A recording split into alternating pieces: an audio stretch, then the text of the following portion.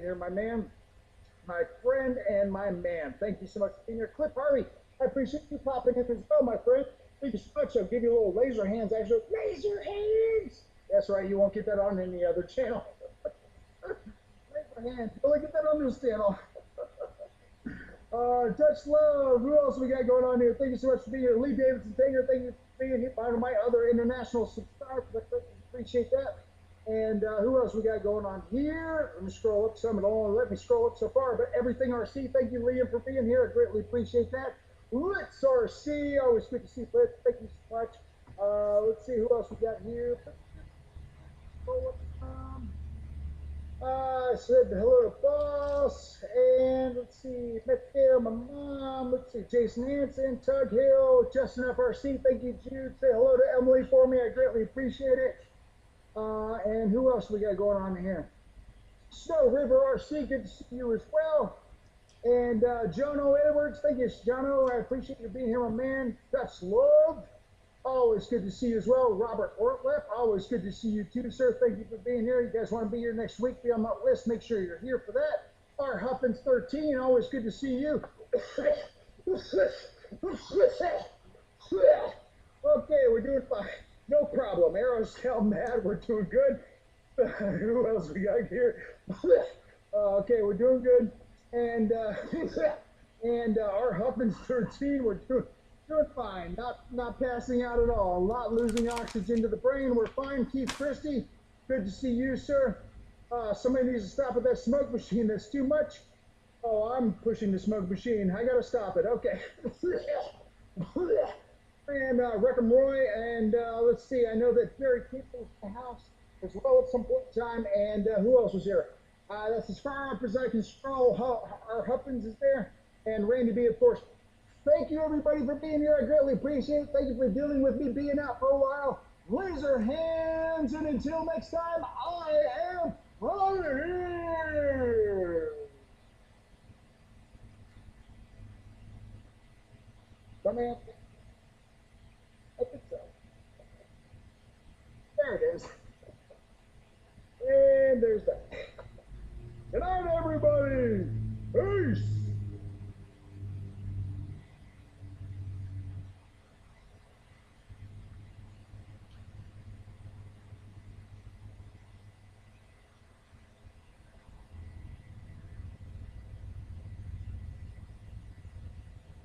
Hi guys, welcome to the show. Sorry, I'm typing and reading. I have sound. I haven't said anything yet. So I'm trying. Oh, you gotta love Dave. He's hilarious. Yeah. Oh my God. Yeah, so I was teasing his mom about the no return policy at the hospital, yeah. Oh, golly. All right, so I'm going to stop typing and start talking. I want Dave to finish first. So what's up, guys? Good to see you. Got a couple unboxings we're going to do here in a minute. Just get everything going here. So welcome to my 200th live show. 200 live shows, guys. That's a... You know, that's a landmark, huh? Landslide, landmark, whatever. Skid mark, how about that? Oh my God.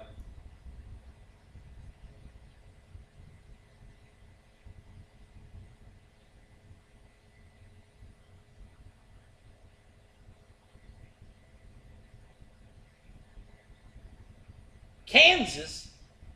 Only two things come out of Kansas.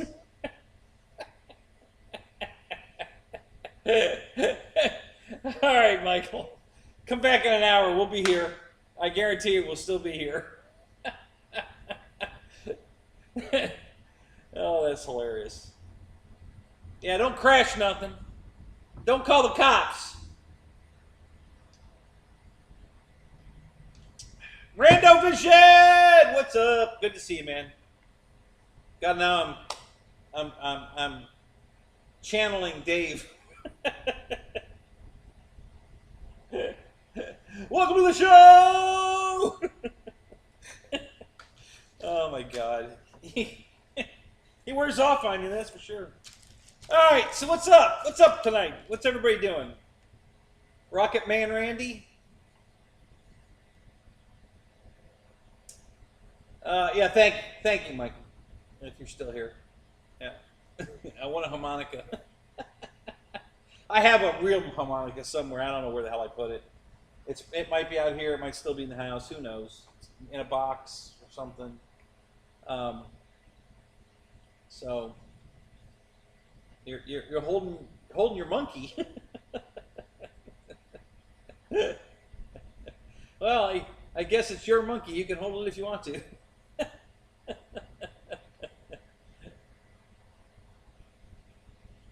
Yeah, it's about what I did today too.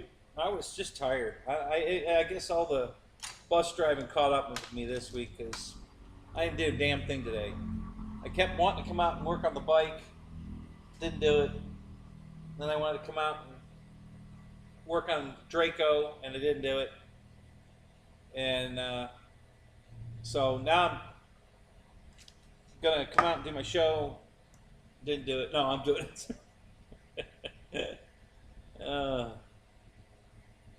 Hey, the David Yourself channel is here. What's up? Hey, you gotta spend more time reading. I sent you.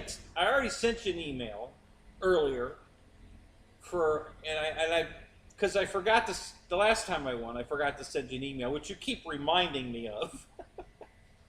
Yes, and I did want the harmonica. Yes. So if you could do that, and then whatever I won the last time, I forget what it was. What I'd really like to get, though, if you still have any, is that little pocket multi-tool. You know, the little fish scaler and the measurer, screwdriver, seatbelt cutter. I don't know whatever all that stuff is that it does. If you have any of those, I'd like to get one of those.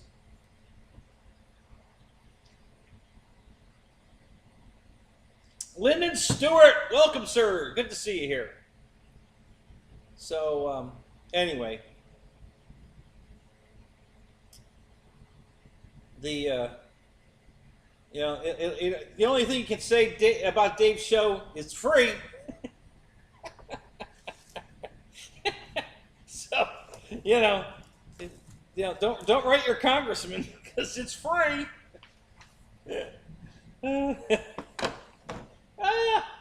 Don't crash my new.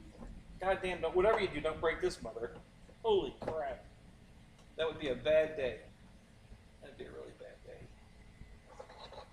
I'm gonna just go ahead and put this thing together. Not tonight. That's gonna take a lot of work. That's not a quickie on a show thing. That's gonna take a lot of work. What else we got?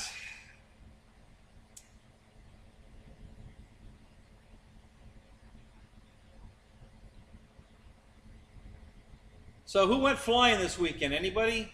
Anybody get any flying in?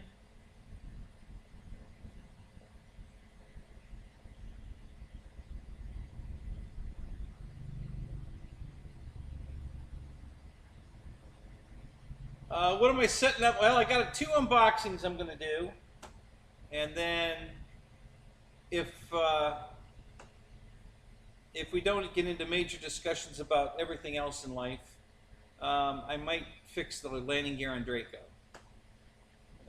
just for something to do on the show, or I don't know.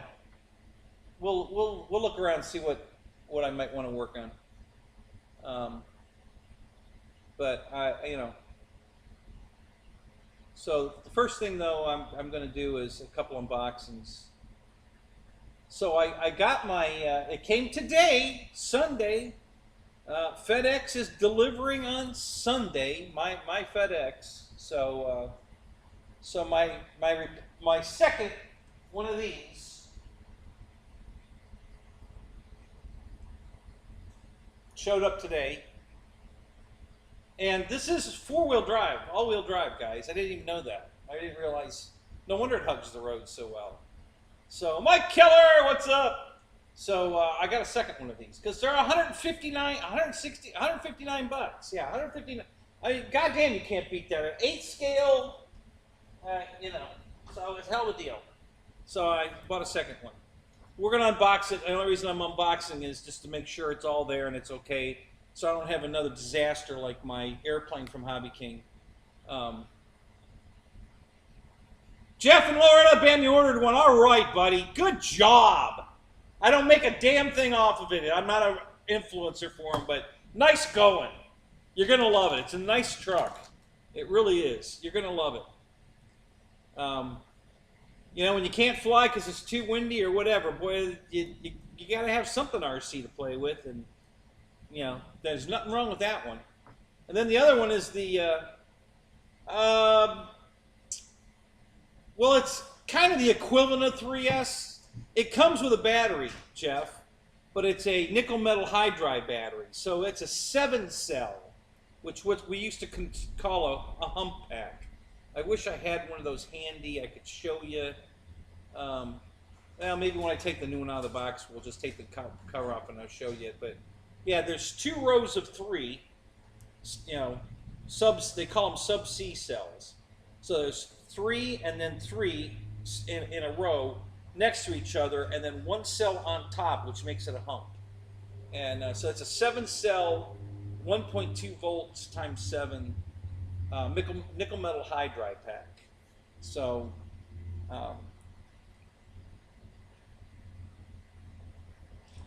so I think that's the equivalent of 8.4 volts. Yeah, so it's really a 2S, I guess. Well, the battery comes with. But I think you could run a 3S in it. I don't think it'll, as long as you're not just holding it wide open the whole time. And even if you did, I don't think you'd burn it up. But there's probably a safety on the ESC. If it overheats, it probably shuts off and just waits till it cools down and then comes back on. So, oh, you saw that you could run 3S. Well, perfect then. I didn't see that, but yeah, perfect. So you can run 3S on it, so that's great. That'll make it considerably faster. So, yeah, it's a beautiful. You're gonna love it. Which color did you get? The red, white, and blue, or the turquoise, teal, gold, black scheme? Which one? Which one did you get?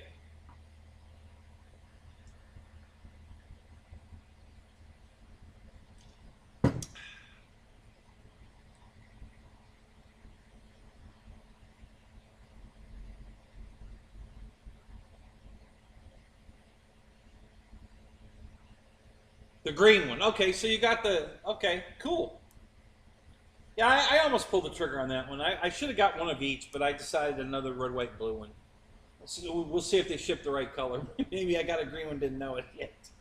We'll find out here in a second, because I'm going to open it.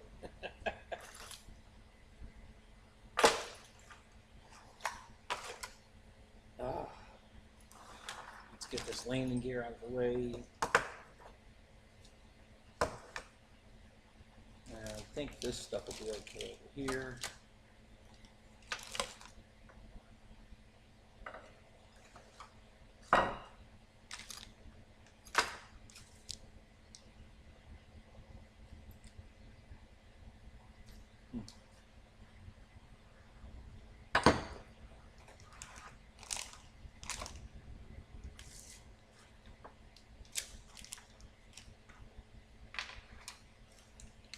Alright.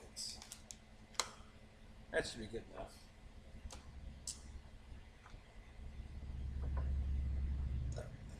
Newts, what's up? Good to see you, buddy.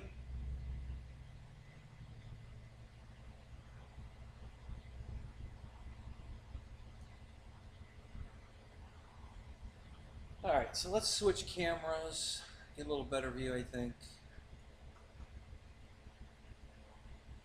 A little higher up, more overhead, kind of. Not a huge difference, but it will be. When I get the new setup finished, that camera will be, this camera that we're seeing now will be way up high, pointed down. So we'll have an overhead shot and then a head-on shot. Right now we just kind of have basically 2 head-on shots. EQ is what, Jeff? You need to get the touch with James and Mercy.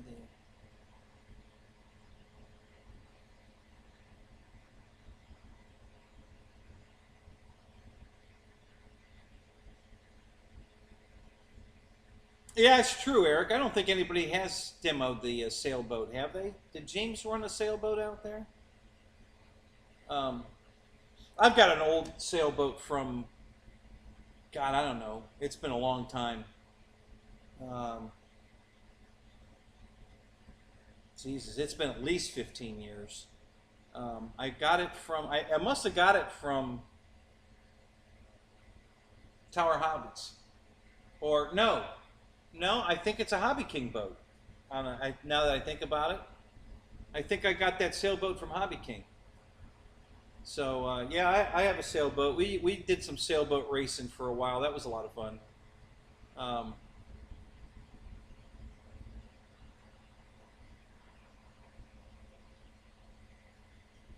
yeah, Lori makes him look good for sure.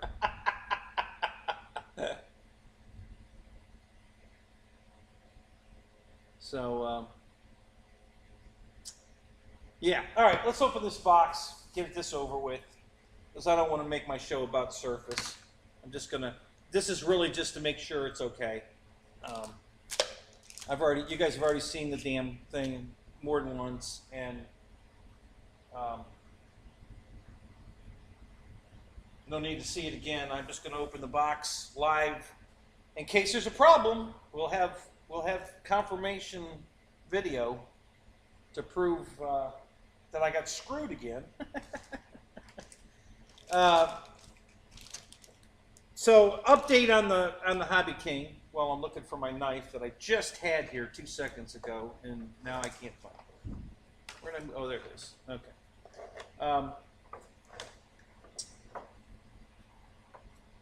If you weren't here for my show Thursday, last Sunday when I unboxed my Yak 11, it was a lot of damage, and it was all done before it went in the box because the box was in perfect condition. So it wasn't shipping damage. It was just the guy that put it in the box was an idiot. Well, that's not even accurate. I mean, this had damage that they repaired, airbrushed in some stuff, and it just was all messed up. It had all kinds of issues. And the final issue was the cowling. The engine cowling was like broken in 5 places, pieces missing. It was destroyed. So now I was out of their warranty period. I didn't realize it'd been sitting here for 2 months, but it had been because I looked up when I bought it. But they sent a return request shipping label anyway, and it looks like they're gonna send me another airplane. So seaplane flying canceled tonight. A little too windy. What?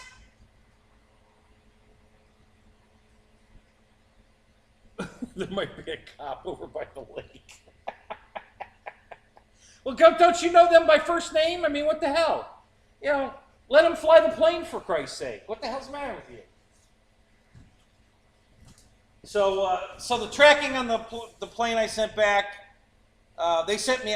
I filed a claim on Monday. George Watts, what's up? I filed a claim on Monday. They responded to it on Tuesday. Sent me a shipping label, and I sent the plane out Wednesday, and they are to receive it tomorrow. So I'm hoping sometime tomorrow, which might be like right now, I get an email saying that my replacement plane's on the way. Let's keep our fingers crossed. And if Jeff shows up tonight, I hope he does, he can let us know whether or not Stuart got involved in that or not. I'd like to know. That'd be good information to know. So, because if they took care of it without Stuart getting involved, then that's fantastic. I think it's raining. Yeah, it's raining. That's weird because I didn't think it was going to rain when I came out here. But it's raining. It's a very, very light rain because I could barely hear it. And even when it's a light rain, you hear it in this building. So, yeah, it's a very light rain. All right, come on, out of the box. Yeah, but it's building. You're going to hear it in a minute. Okay. It's out of the shipping box. Yay! Let's cut these tapes. It's taped. All right, see, it's taped together. All right, so we're gonna cut the tapes there and here, and now it's open. Okay, just confirmation that I have not previously opened this. Took it out, ran it around, ran it into a fence, jumped it over a 12-foot barbed wire fence, and then said, "It came in the mail this way." So, all right. So here's how it looks in the box. It's got a nice plastic condom over it for your protection, and it's strapped to this inner cardboard box. Let me cut the tapes on that. Okay. So that you can take the inner cardboard box out.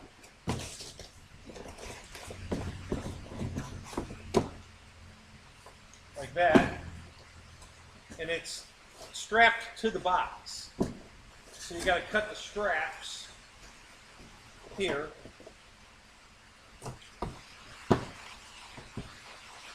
Now, here it comes. You can hear it now, I'm sure.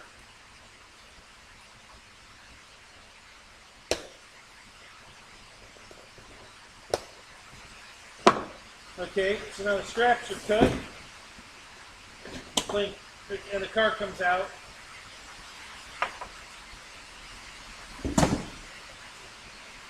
And let's just flip this, the radio and the other stuff's in here. I'm going to put this over.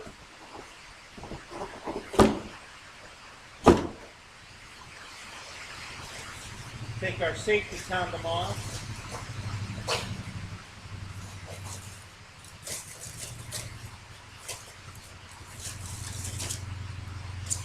There you have it. Ready to run, guys. Look at that. There you go. And like I said, it comes all together. The battery's already in it and everything.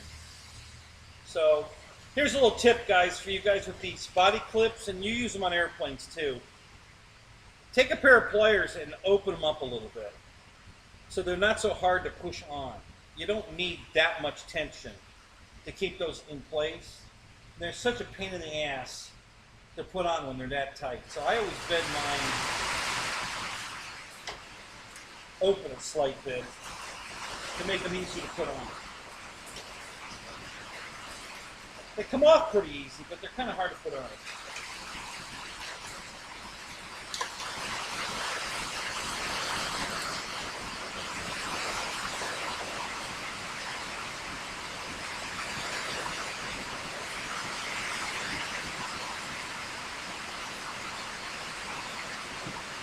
It's raining!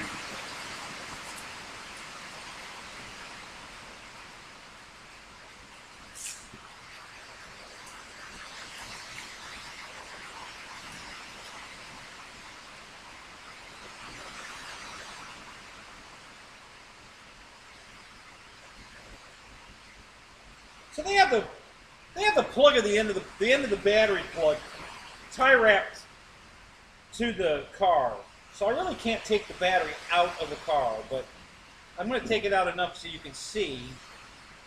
Here, let me bring it over here.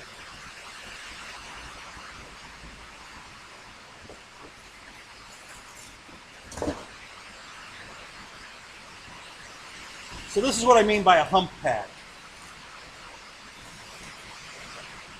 You see the hump in the battery? Yeah, it's a normal 6-cell looking, but then it's got this hump on the top. Let me, I guess you can see it all right. So that's the battery it comes with. The 7-cell hump, 8.4 volts. It was already installed. Velcro. These Velcro straps hold it in. Pretty nice. I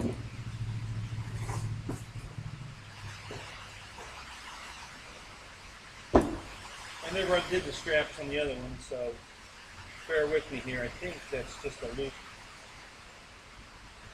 Yeah. If I can get that back in there.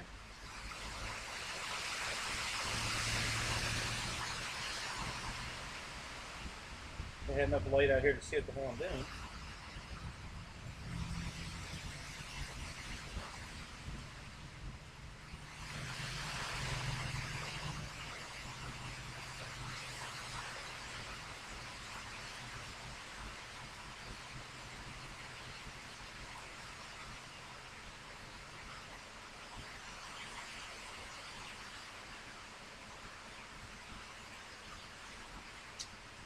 Come on.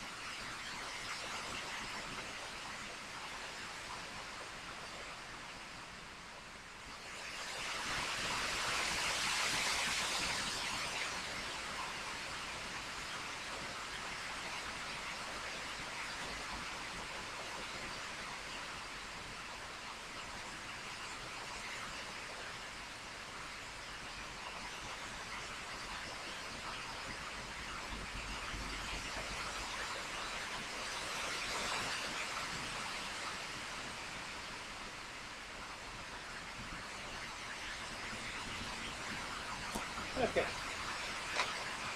Alright, so when we strap that back in where it belongs, comes with there's a little filler piece in here to take up the slack. If you put you take the filler out if you want to put a longer battery in it. Alright, there we go. And then that's all. And like I said, it's all-wheel drive, guys. You know, the front wheels drive and the rear wheels drive. There's a drive shaft that goes right down the middle of the car. So, very nicely made, guys. It's a really, really nice car. Truck, whatever you want to call it. Alright. And then, what's in here?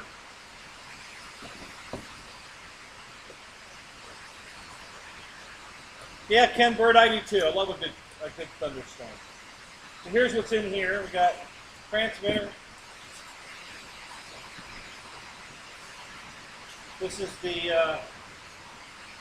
SLT3 Spectrum. So it comes with I believe that's a 3-channel transmitter. So it comes with that transmitter, instruction manual, and I don't know what this is. There's a little tool in here, Allen wrench, and then I don't know what this big silver thing is. No clue what that is. That's a 3300 battery pack, by the way. And then here's the scratch and dent part of it.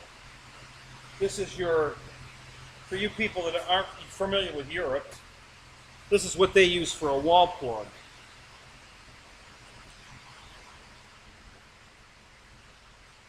And that's why this is on sale, because it comes with this wall charger. You know, just one of those slow charge, plug in the wall. But it's for Europe, so you get either these pins, which I think are the most common. How'd you like to plug that into your wall? You got a socket that big to have to plug that crazy thing in. For everything, your vacuum cleaner, coffee pot, whatever. It uses a plug like that. Is that nuts? And then there's also this version. There's 3 versions, actually. Then there's this angled, 2 big angled plugs. They're kind of, I don't know, 30 degrees to each other, maybe. And then there's one more that's these 2 giant things, and then a plastic like ground lead. Kind of simulates ours, our plug. So it's one of these three would be what you'd use in Europe. That's what came with this car, so that's why it's in the scratch and dent section, because it comes with a charger that I wouldn't be using anyway. But if you have the adapter, which I do, by the way, you can use it. You can plug it in. If you have the adapter, you can plug it in. And so I have the adapter. Came with one of my Banggood products. Same thing. It came with a European charger like this, but they sent the adapter also to convert it. So that's it, guys. That's why it's a scratch and dent, because you get a European charger that we wouldn't use anyway, because we all have battery chargers to quick charge this thing. So nobody's going to use that. So who gives a shit? All right. So let's move this off the table. One last look of the twins. Okay. Oh, I can't pick that one up. I didn't put the body back on, but there they are. I got the twins here.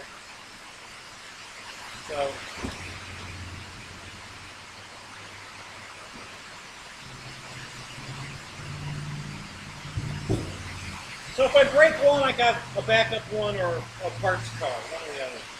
At that price, you can't beat it. It's just way too good a deal at that price. I mean, it's half off. It's a half price. You know, it's kind of hard to pass that up.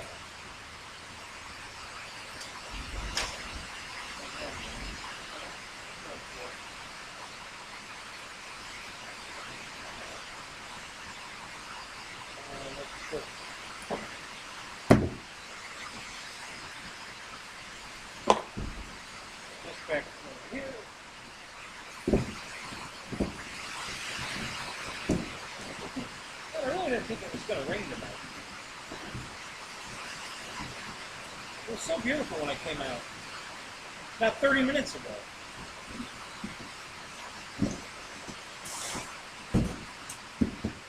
Okay, now let's do airplanes, because that's what we're really here for. So, the V900 that I bought as a backup plane for the pilot Ryan flying for our mock Reno pylon race. If I couldn't make the Hurricane work, or if it crashed, this was my backup. Didn't need it.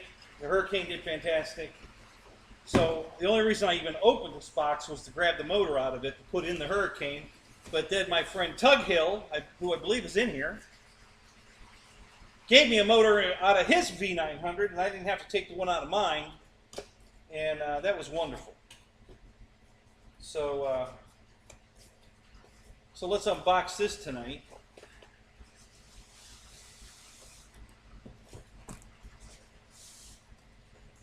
I never even checked this to make sure it was in good shape, so I hope it is, because it's way past returnable.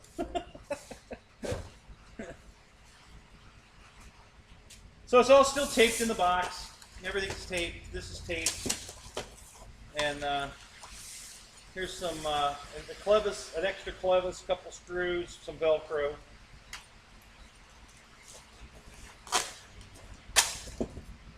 Instruction manual and a bind plug, because this is a bind and fly product. All right.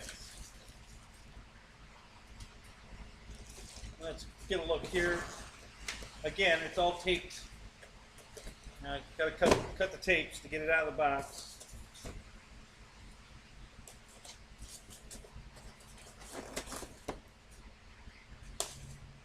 There we go. There's the wing.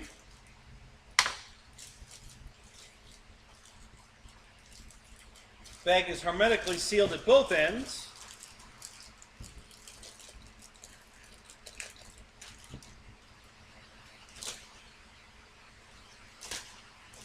Wish I knew my scissors work. All right, let's get the wing out, see what it looks like. That looks good. Beautiful. No damage. Yep, I don't see a thing wrong with this. This is perfect. So, yay! Thank God for that. All right. Here's the tail surface.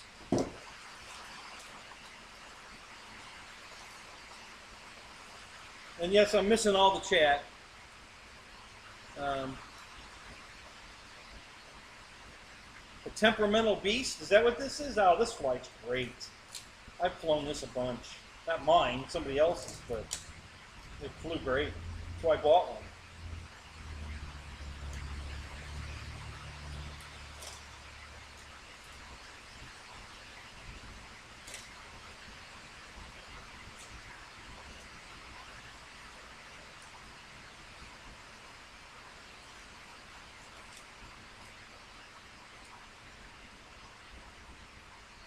Yep, perfect. No damage at all. Absolutely perfect. Wow, that's a really stuck together foam hinge. I'm gonna break that loose. There we go. So that bugger is tight. Holy crap.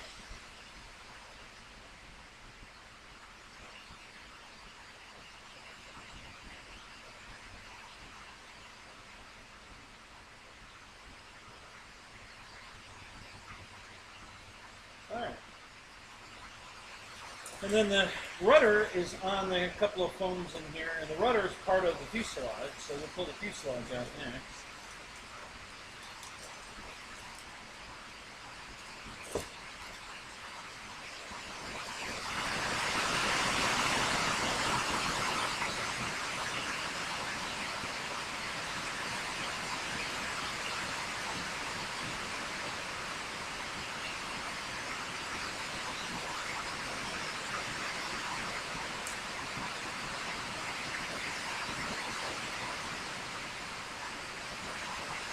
Now that's a tight battery compartment. I mean, there's practically no room in there. That's pretty tight.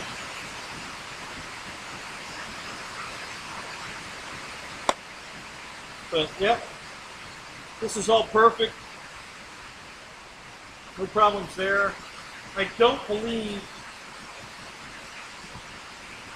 yeah, I don't have the spinner and the prop, because that's the part that Tugtail lent me. But I have it. I don't remember where I put it. I know I have it. The one Tugtail gave me is still on. It's still on the Hurricane. But this one is here. And actually, it might be on this table right here.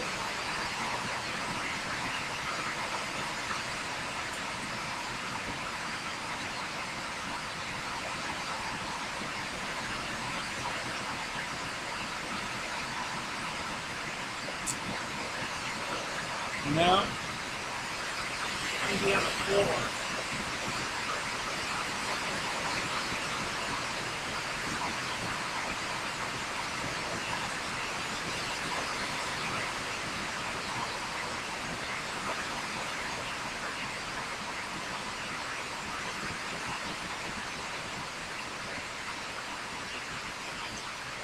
It might still be in the trailer.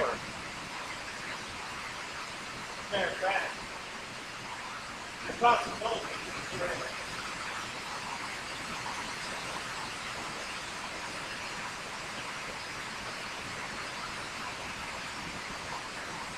So, yeah, so we'll have to find that. I don't know where it is.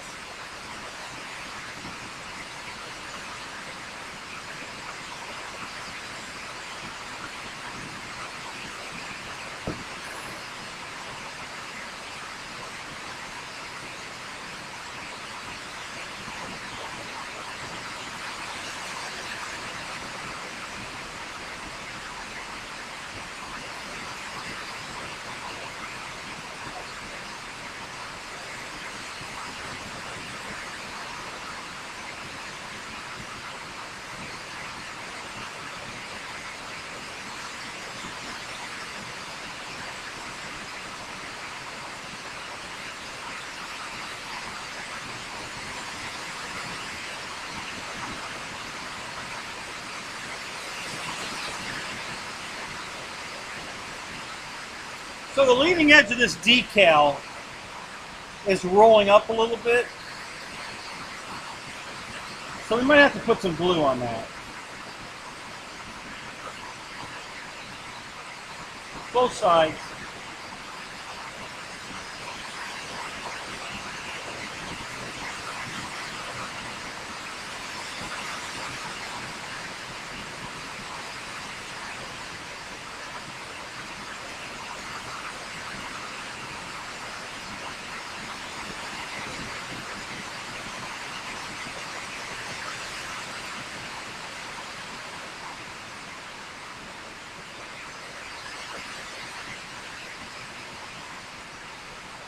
So they give you 3 screws, and that's all it takes to put together. There's 1 screw that holds the tail feathers on, and then 2 screws that holds the main wing on.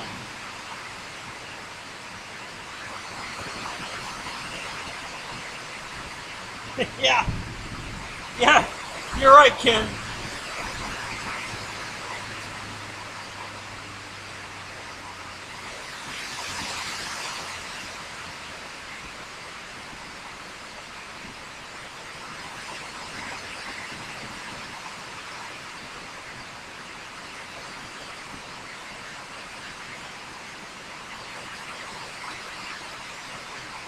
And I see more decals peeling up right here. So I'm probably going to have to do some contact cement to glue this decal down. Not a big deal.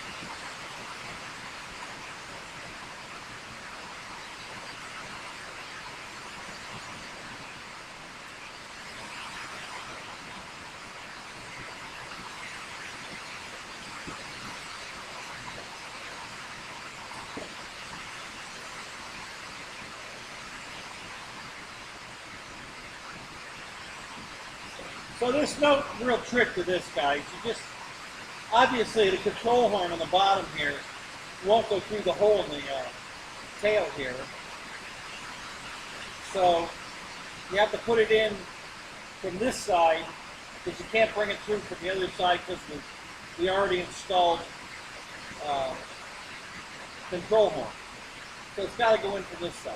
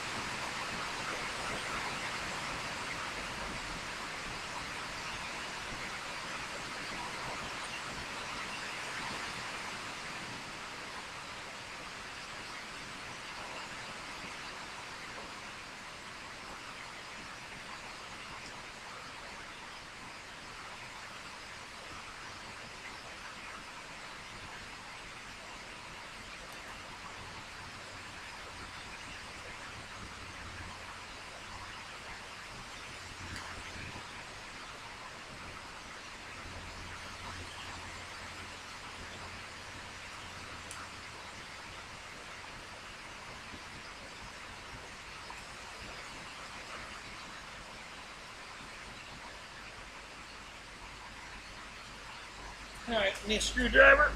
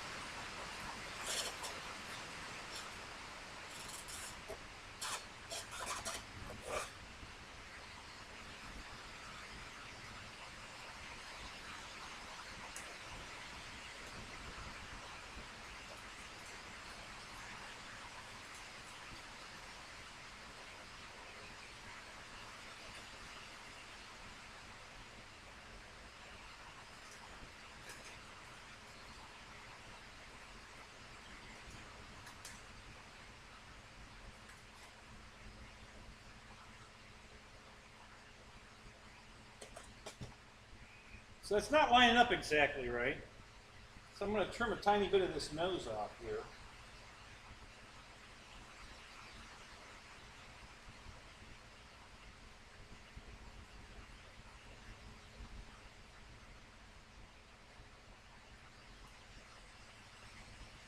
See if it'll go in a little farther.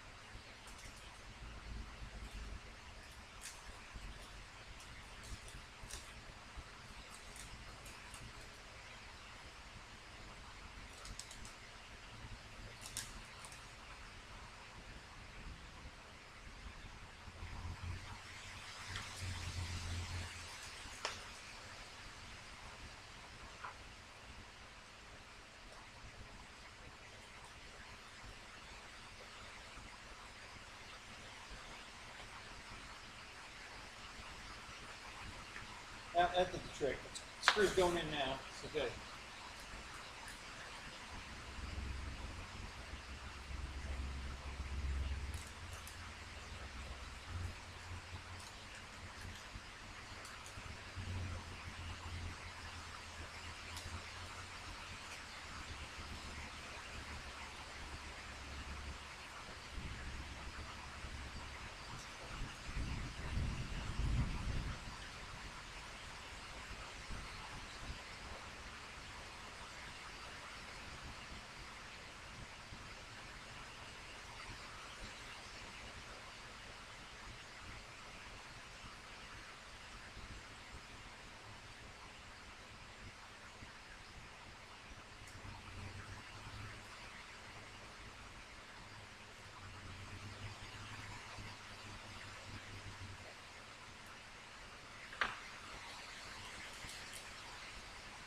Okay. So that's it for the tail. The tail's on.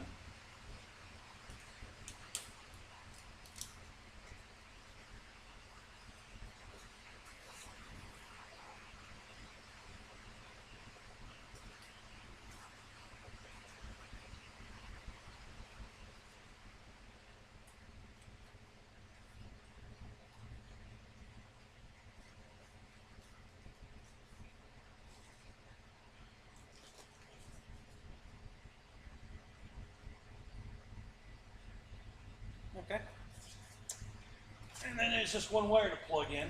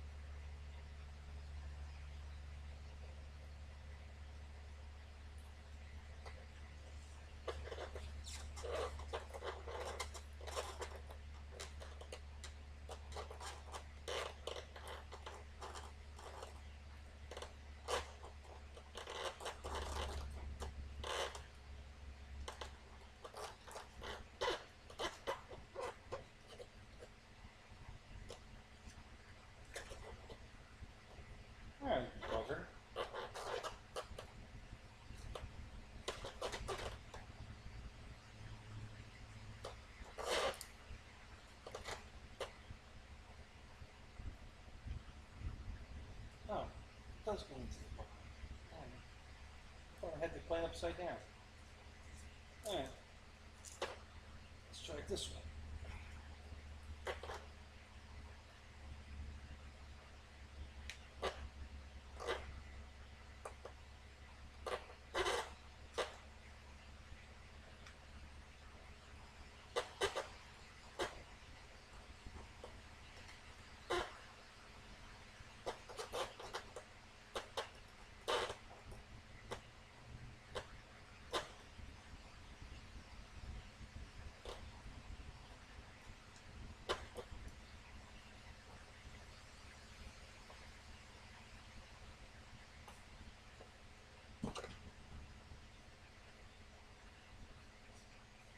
Kind of wish I had a flashlight so I could see what the hell I'm doing.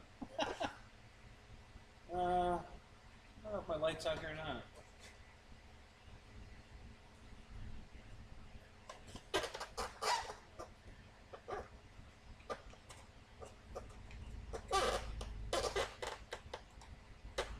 I don't think that's right.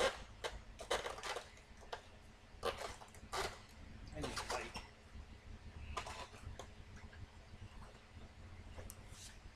Hang on a minute, let me find a flashlight. I can see what I'm doing.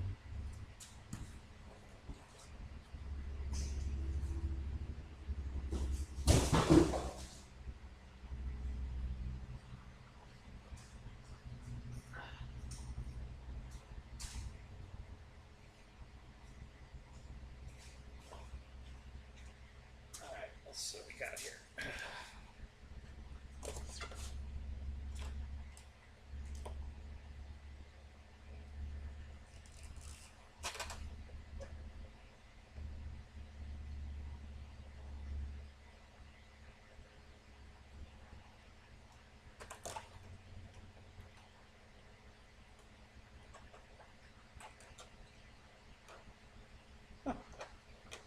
Weird.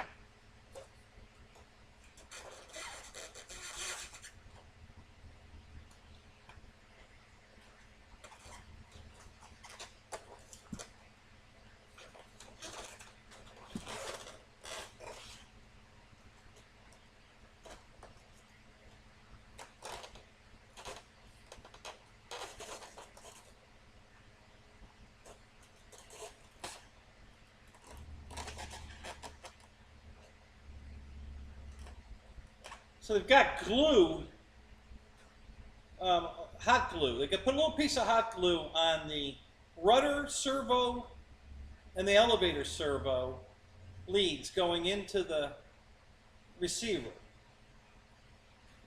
which is something new I've never seen before.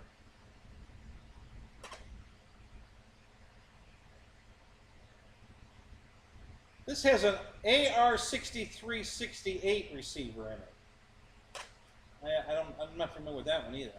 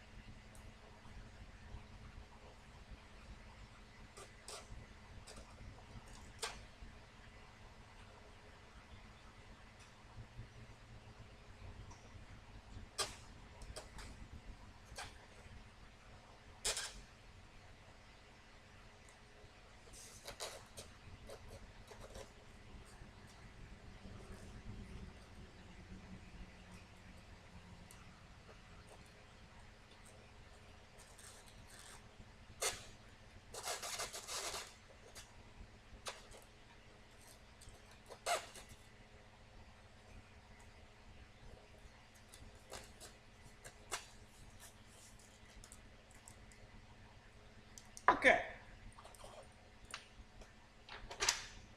Put these two screws in.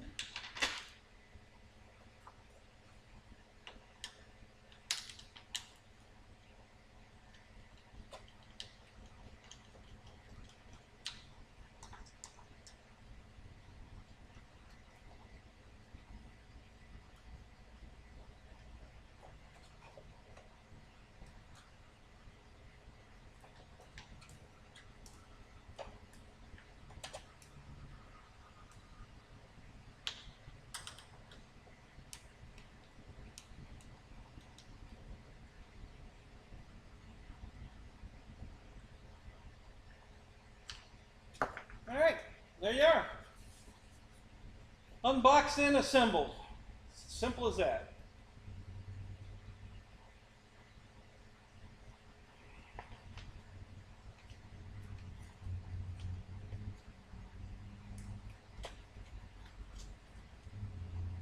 Three screws. Now that's the easiest build I've ever had.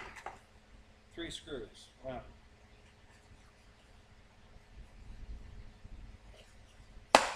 There we are.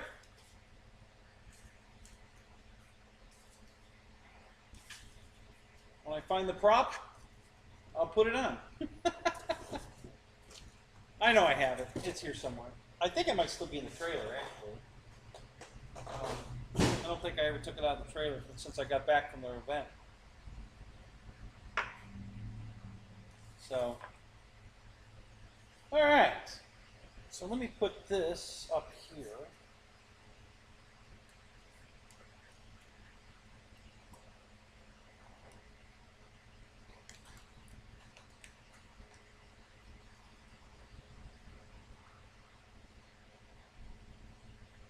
It actually looks better on the other camera. So here, let me do this.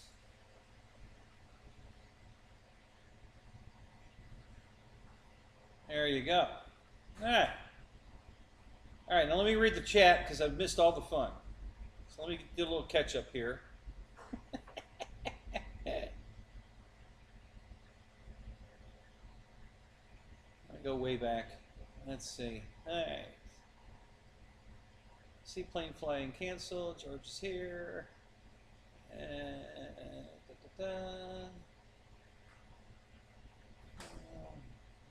George says hi to everybody. EQ, Aviation, junk. Yeah, you said that last week, Eric. Yeah. I wouldn't call it junk. Let's say it's hobby. How do I want to word? I think I'd say it's how are quality challenged. How about that? Is that a little more politically correct? It's hobby quality challenged, the Dynam and Avios and LX models planes. But you know, if you want the plane, you got to go with it. Barry Campbell, what's up? Good to see you, buddy. Ken Bird. Who else is here? Lyndon, I saw you already. Let's see, who else? The Dave's still here. And my harmonica's on the way. I'm cooking wild rice tonight. Uh-oh, here we go again. The wild rice. Just too hot here.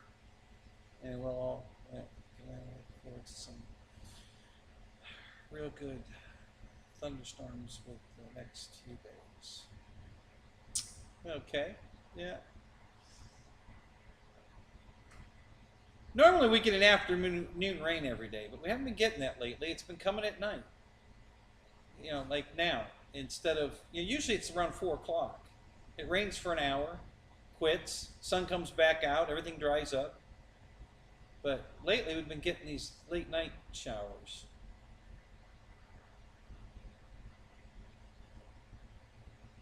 Let's see what else. Oh, this thing is such a pain in the ass to catch up on.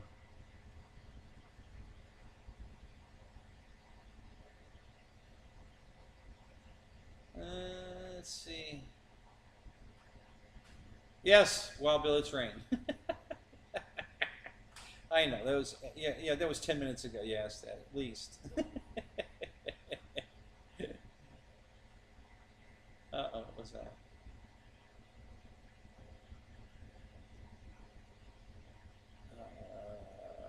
God damn it.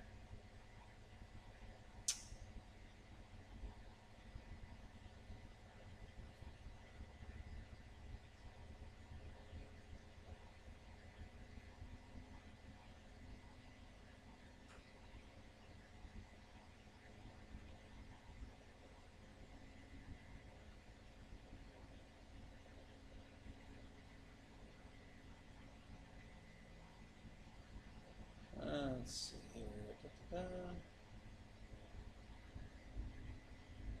Yeah, I have a turbine to build too. Yep.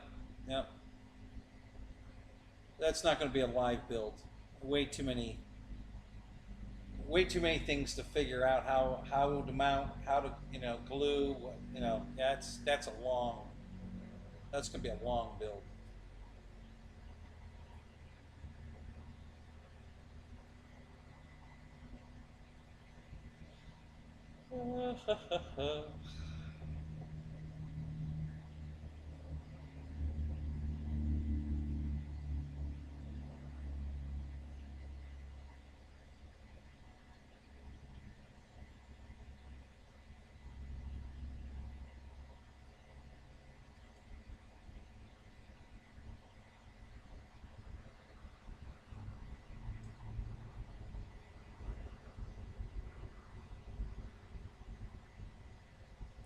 Yeah, that's true. A lot of people don't know that. Everything runs less current, less amps if it's running 240 instead of 110. So your electric bill would actually be lower if you have appliances that you could run on if they give you a switch on it, 110, 240. If you can put the whole house on 240, you'd save money.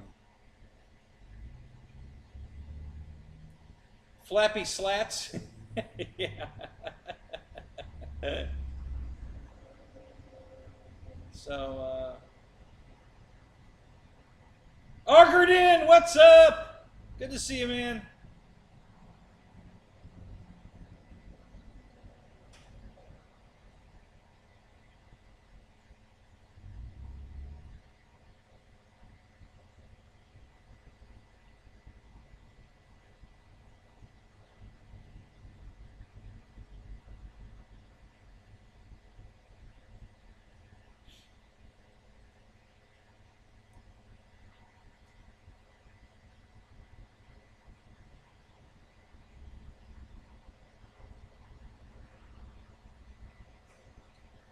Let's see, just some.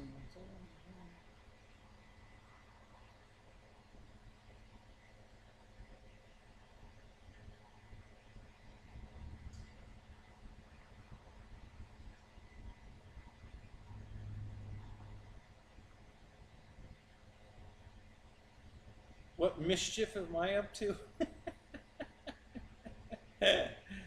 Juno. You're hilarious. I love you, man.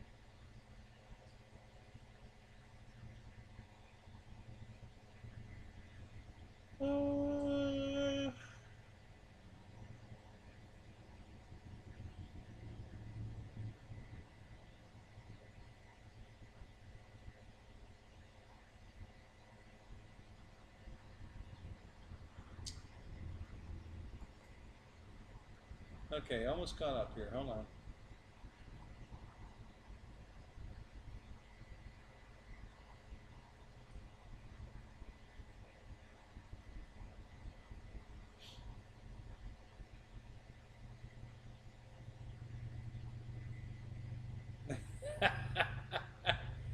No, I'm not putting landing gear on the V900.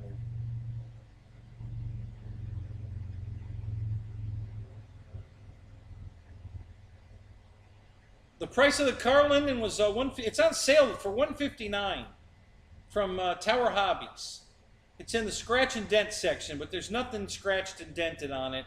It just came with a European charger, which you may use down in South America. I don't know what they use down there. But if they use the European plug, then you got a charger that came with it, works.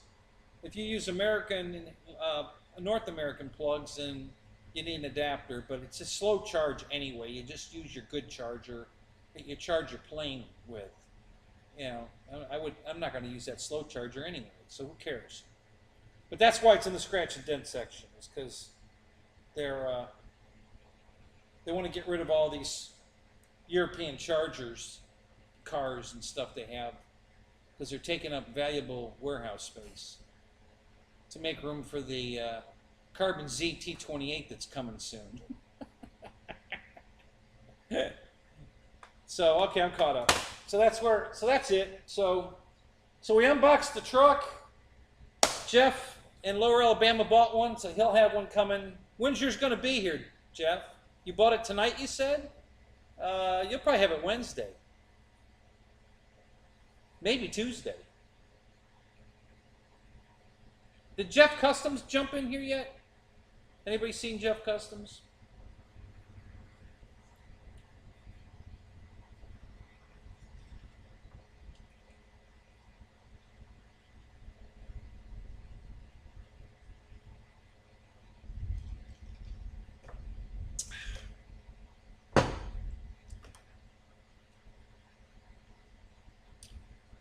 It's a good looking airplane.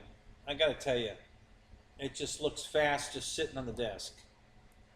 And it's got a stainless steel propeller on it. And, oh, you know what? Let me go check something. I think I might have that propeller in the tent. Let me go look. It might be in the tent.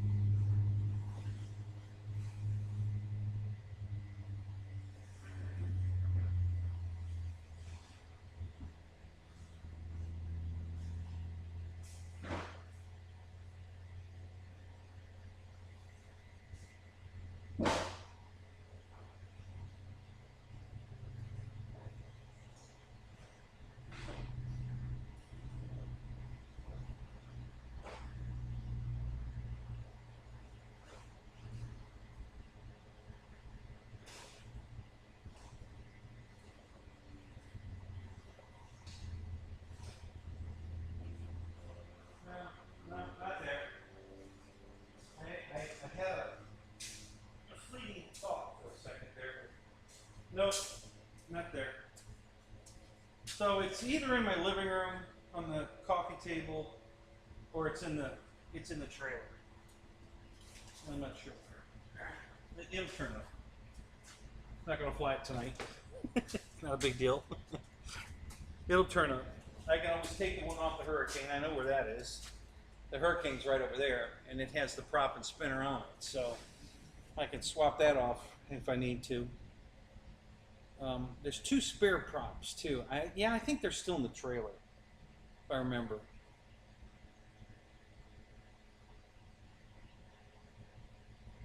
Yeah, that sounds safe. Check 6, what's up? Now just the spinner stainless steel. It's got an APC prop, which is just as dangerous. Christ, those things are sharp as razors. So, but yeah, it's an APC prop and a stainless steel spinner. So it's real shiny.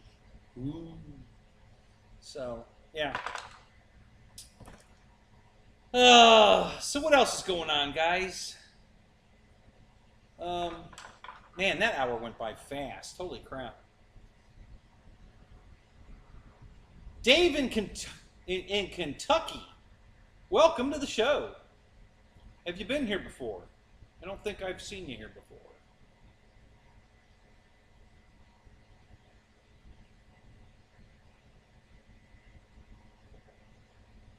Yeah, stainless spinner is much better. Yeah, that does sound a lot better.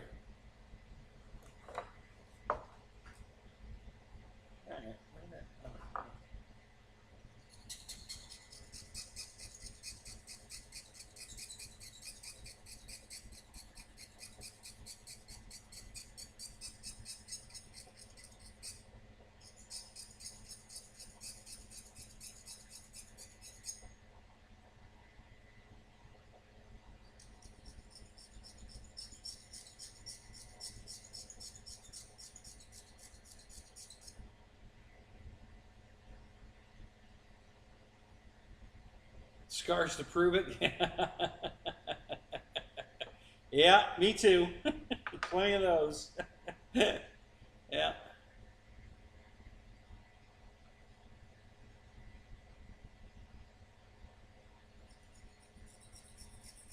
Oh, you were here Sunday or Thursday, yeah? Were you talking or just lurking? I don't think I saw you. in the chat. Well, welcome anyway. Glad you're here.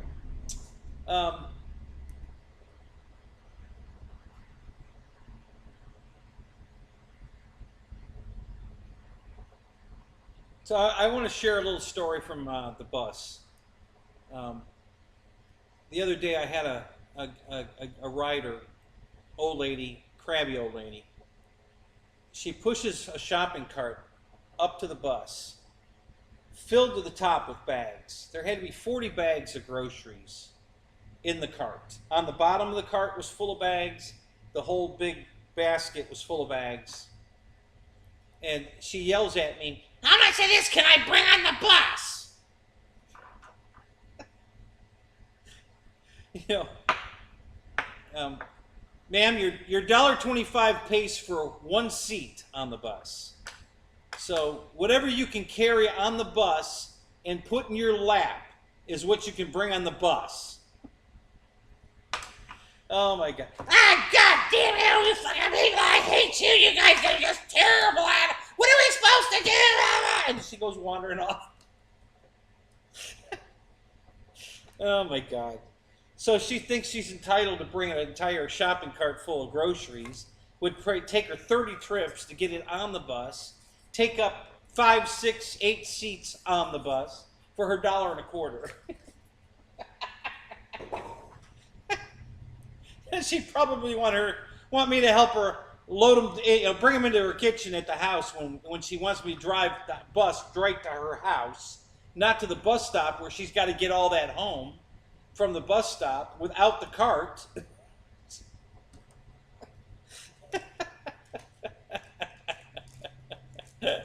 You know, it's amazing. Oh my God. It's a new venture every day. It's really an adventure. Jeff's Custom, there he is. So Jeff, so tell me, because apparently HobbyKing's taking care of my airplane. Did Stuart get involved or not? I'm just curious. Because if they did it without Stuart's input, fantastic. And if they did it because Stuart, still okay. I mean, that's great that since Stuart's there for us. But yeah, I filed a claim on Monday, and Tuesday they sent me a shipping label to send it back. And so on Wednesday it went back, and it'll be there tomorrow. But I was just wondering if Stuart got involved or not to make that happen.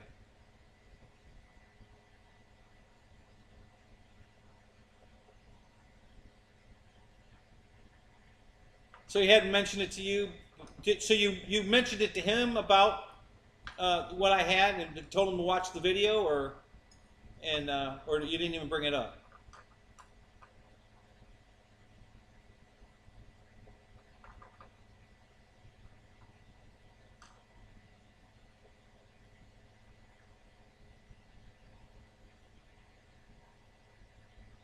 He was told to watch the video. Okay. All right. So I don't know if he got involved or not, but either way, it appears HobbyKing's taking care of it. They're going to send me another airplane. They wanted that one back, and they paid the shipping back, sent me a label, prepaid to send it back. So they'll have it tomorrow, and hopefully tomorrow or tonight, their time, I'll get a confirmation that a new plane's on the way. So if you do talk to Stuart, tell him thank you. If yeah, I know. That's why I said they've been trying to do it right. I mean, this is the kind of stuff back in the day. Oh my God, they would call me everything but a white man. They call me a thief and everything else. And no, we're not taking nothing back. And no, you must have done that, because that's the accusations they used to do. It was, God, when they first started, because I started buying from them right when they opened.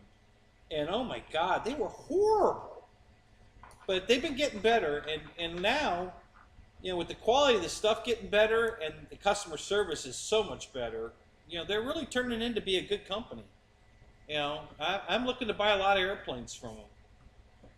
As soon as I get a confirmation that the Yak's on the way, I'm ordering the King Air, and Oh God, I want the albatross too. I don't know if I'm gonna buy them both. God, that's another $600. I don't know if I, you know, god damn. God, this shit's addictive. It's worse than drugs. I don't know. I assume it's worse than drugs. I don't know. I never had an addiction to drugs, but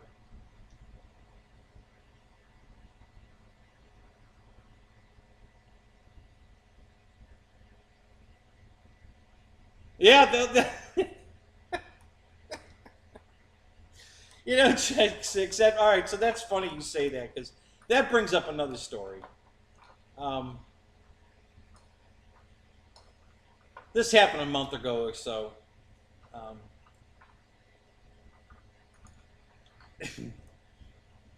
it's a long setup, but here's what happened. So I'm getting ready to leave the Kmart. I'm sorry, the Walmart, and we always leave there 4 minutes down from their time to leave because if we don't, when I get to the hospital that we stop at, you got to sit there for like 3 minutes, you know, because you got to. It's a time stop, so you can't leave early. I have to stay there till that time. So if I wait the extra 4 minutes at Walmart, and there's obviously more to see at Walmart, you know, just you know, goofy people that call me everything but a white man, future dates. Um, you know, you sit there, and then when you get to the hospital, you're right on time. You open the door, you look around, nobody, you close the door and go. You know, you don't have to sit there and wait. So I waited my 4 minutes, and I closed the door and get ready to go. And here comes this guy in one of those motorized scooters that wants on the bus. So you know, and he's a regular, right? But he just waited till the last second. If I had left on time, he'd have missed the bus. Um, so now I got to load him. So this is going to put me way down. All right. So now I get him loaded. On that particular day, I was using a paramotor, not a paramotor, but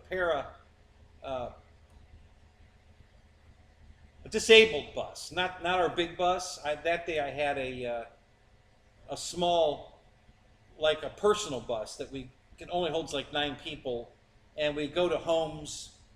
You know, they pay extra for this, but we can go to their house, pick them up, take them where they want to go, doctor's appointment or whatever. And if they're in a wheelchair, it's got a special lift. Now the bus has a ramp. I can get wheelchairs on and off the bus as well, but the smaller bus, and we use that because the bigger bus was broke. So we use the smaller bus in those situations, but I can still put a wheelchair on it with a lift. But it takes longer. So now I got to put his little 3-wheeler motorized buggy thingy on the lift and bring it to the back of the bus, and that's another 7 minutes. So now I'm like 10 minutes down. Great. So I get to the hospital, bang, out I go, and I'm driving. And so now I come up to this regular rider also. It's a black guy that nothing to do with the situation, but just for visual. He always he's got black headphones on all the time, a black ball cap, black shirt, black shorts, and he's on a black bicycle. So this is the guy you want riding around at night, right? And he's in really good shape. I mean, he obviously works out at the gym. He's got these big muscles and everything, and he's really in great looking shape. But he's got problems with his legs. He can't walk. He can barely walk. He shuffles, right? So he's at the bus stop halfway to the next Walmart, and oh my God. So now it takes him 10 minutes to load his bicycle. By the time he shuffles around, as strong and muscular as he is, he can't pick the damn bicycle up. I don't know why. So he's got to like get the front wheel in first, then pick up the back wheel, and the front wheel falls back out, and then he's got to put the front wheel back in, and you know, so now I'm like 18 minutes down, and I have to meet one of the other buses at the end for transfers because some people want to get off the one bus and get on the other one because it goes a different route that takes them where they want to go. And I'm 18 minutes late to this stop now, so this is going to go over real well. So I pull into the other Walmart, which is just before that stop where I meet the other bus. And I'm 18 minutes late now, guys. Remember that, right? I'm 18 minutes late. There's two women sitting there waiting to get on the bus. Both of them kiddingly say, "What take you so long? You're late." They're just kidding around. They're regulars. They get on the bus. Neither one of them can find their bus pass. So now I have to wait for them to scan their, it's called Flamingo. It's like a card system, credit card system that we have on the bus. They have to scan their Flamingo cards. Neither one of them can find their Flamingo cards. They had at least 18 minutes to be looking for those damn cards because I'm late. But did they bother to look? No. They wait till they get on the bus, then they're looking, they can't find their cards. So I'm like, oh my God. So I get on the radio and I call the other bus driver and I say, "Listen, I haven't even left Walmart yet, and I have transfers for you." So he's, not happy, but he says, "Okay, I'll wait." So finally they find their passes and we get going and I get there. So now I'm pretty wound up at this point. So here comes the fun part. My date potential, right? This beautiful Spanish girl on the way back is in nowhere near a bus stop. She's on the side of the road, nowhere near a bus stop. She's flagging me down. Not supposed to do that. I'm not supposed to ever pick up anybody not at a bus stop.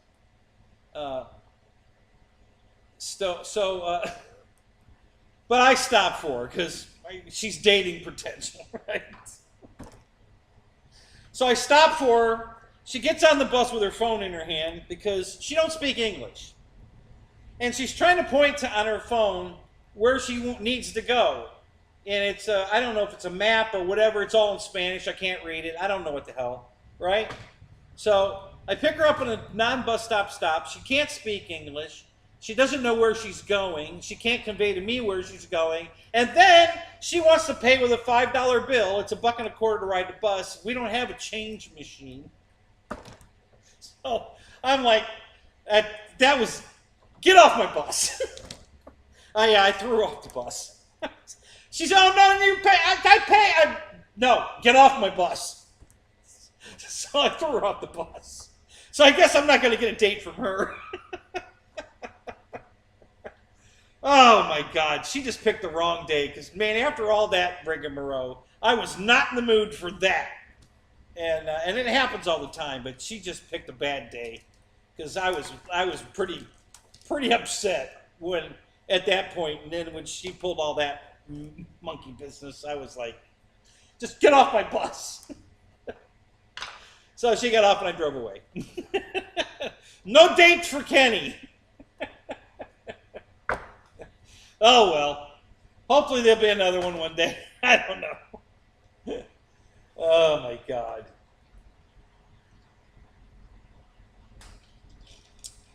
And strangely enough, guys, this isn't really the out of the ordinary. This is every day. This kind of stuff goes on every day.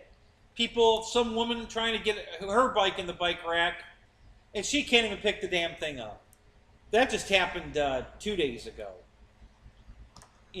She got it. She couldn't get it in the rack, and we're not allowed to help. I'd love to go out and help them, but I'm not allowed. We can't touch her bicycle.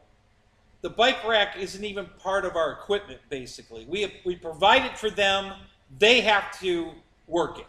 We're not allowed to go out there and show them how. I can talk to them and point. Yeah, pull that lever, fold it down, whatever. But I can't touch it, and I can't touch the bike. Because if anything goes wrong, it falls out of the rack, whatever, it's on us, right? So we can't do anything. So she's struggling out there with, and I'm not feeling bad for her. I'd like to go out and help her, but I can't. I'm not allowed. So finally, after fighting with it man, it was a good 6-8 minutes. She gets it in the rack, and then she's winded trying to climb into the bus. She's got to be 75 years old, maybe 80. She's an old woman on a two-wheel bike that weighs, it's a big, heavy bike. So I drive her to Walmart. That's where she's going. She gets off at Walmart. Now what? Guess what? She's got to get the bike out of the rack, right? So here we go again. And you'd think it'd be easier to get it out of the rack. No, it's not. So So she gets it out of the rack, and I drive off. And then, 2 hours later, when I come back to that same Walmart, because it's a 2-hour loop, who wants to get back on the bus? The lady with the bike. So here we go again. Another 8 minutes watching her fight with the bike, and then she gets on the bus, and she says, "I am never bringing that bike onto the bus ever again." And I'm like, yeah, you need to buy a 10-speed. Even if you're not going to use the gears, they're usually pretty light. They're easy to handle.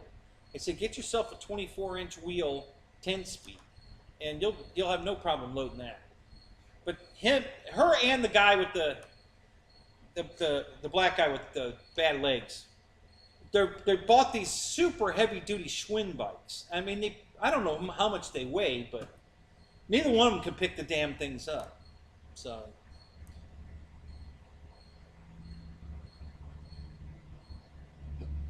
Yeah, exactly. You can't leave the bus because they might steal the midgets, right? So,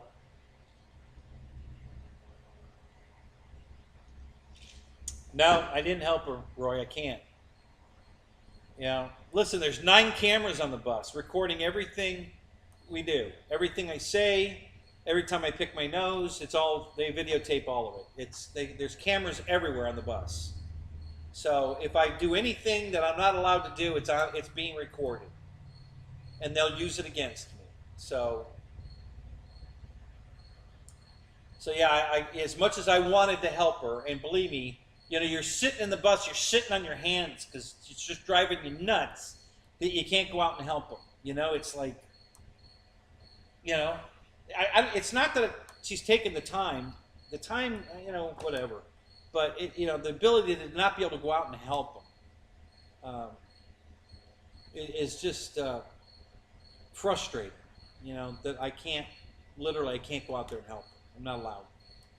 So, same thing with the guy. Of course, the guy would probably be insulted if and that's another thing. See, we're not even allowed to ask anything in that nature because, the ADA, the American Disability Act, okay? That's the whole reason our buses run.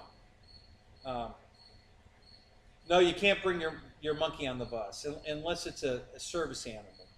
And actually, I don't think we're allowed to have monkeys. There's 2 animals we're not allowed to bring on the bus. I think a monkey's one of them. Yeah, people bring their animals on the bus all the time and tell us it's a service animal. Okay, yeah, whatever. Yeah. So, but the whole reason our buses run are listen, they put $210 worth of gas in the bus every night when we fill them up. Each bus gets $210 worth of diesel, and I only collect about $50 in fare money all day. Okay, so $50 doesn't even put a dent in just the gas bill. The tires on the bus are $1,000 a piece. They got to pay my salary to drive it. The mechanics are $150 an hour to work on it, and it goes on and on and on. So without government supplementing it, for the ADA, because that's the only reason we're doing this, those buses wouldn't even run. There would be no public transportation. So, anyway, yeah. But I'm not allowed to ask them do you need some help? Do you want, I'm allowed to ask them, do you want the ramp?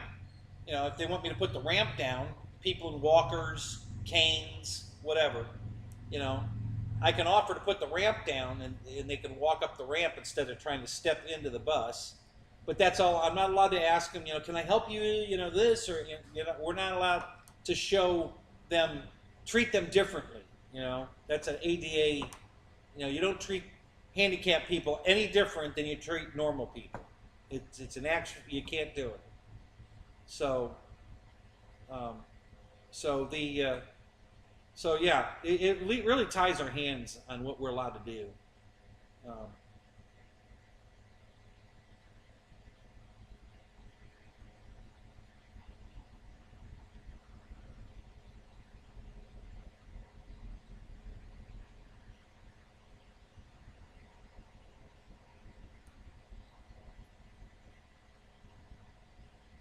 Yeah, so that happens quite often, Roy, because what happens is, um, like our buses, we have an interlock system. So if the bus is kneeled, if either the doors are open, if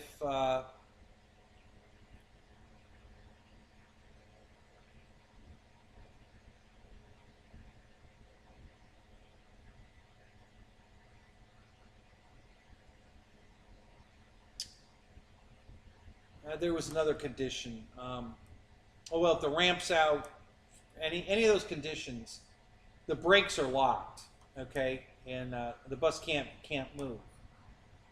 But if for some reason, like you forget to pull the emergency brake stop and put the bus in neutral, and the interlock system fails, like the bus I was driving yesterday wouldn't stay kneeled. It was automatically, very slowly, it was an air leak somewhere. The bus would lift back up all by itself, and when it got to the top, it released the interlock. So that's an exact situation where if he forgot to set the parking brake because he was relying on the interlock and the bus unkneeled and it happened to be in neutral, down the hill it goes. And it's happened to a bunch of our drivers. It's, you know, it happens. So you got to make sure, boy, before you get out of that seat, you make sure that that emergency brake's, you know, on, because otherwise you could be chasing your bus like he was. It's not a rare occasion at all. It's a very frequent occasion. That happens a lot. Happened to an 18-wheel driver the other day at one of the Walmarts. And there's a loading dock, not at the Walmart, but next door on a hill. And obviously, he pulled, you know, backed his truck up to the dock, got out of the truck, forgot to set the brake, and the truck rolled off there, went down the hill. It wasn't a very steep hill, very light hill, but went over the curb and high-sided on the curb. It's a big, heavy curb. And it totally blocked our access to Walmart. That whole road was shut down all day, trying to get that 18-wheeler off the high, it was high-sided on the curb. And it blocked that whole road for the whole day. So we had to go all the way around to a side street, and there's a back road into Walmart. So we had to divert all the way around, go down the side street, down the frontage road, they call it, to get into the Walmart to pick up our passengers that way, and then leave the same way. Because this guy didn't set his parking brake. So.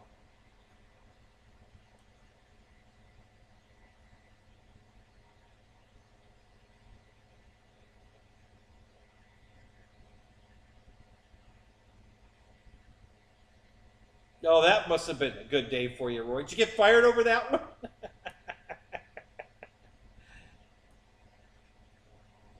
Honey Chuck, what's up, man? Good to see you, buddy.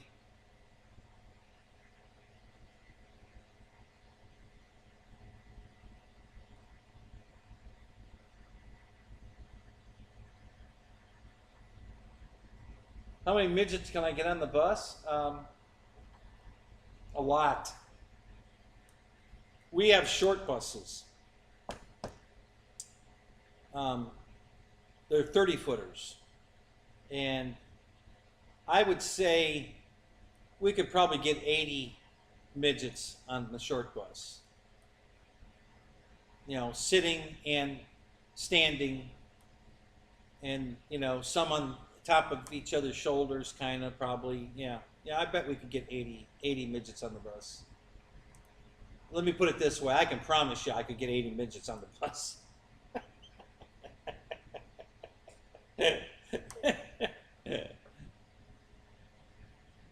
Brake failed, yeah. Yeah. Oh, I'm sure you got a talking to anyway, though, right? RC Air Marshal, what's up?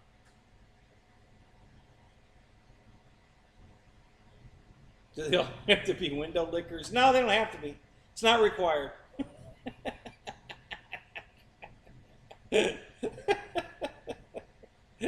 Yeah, not required. Sometimes recommended, but not required.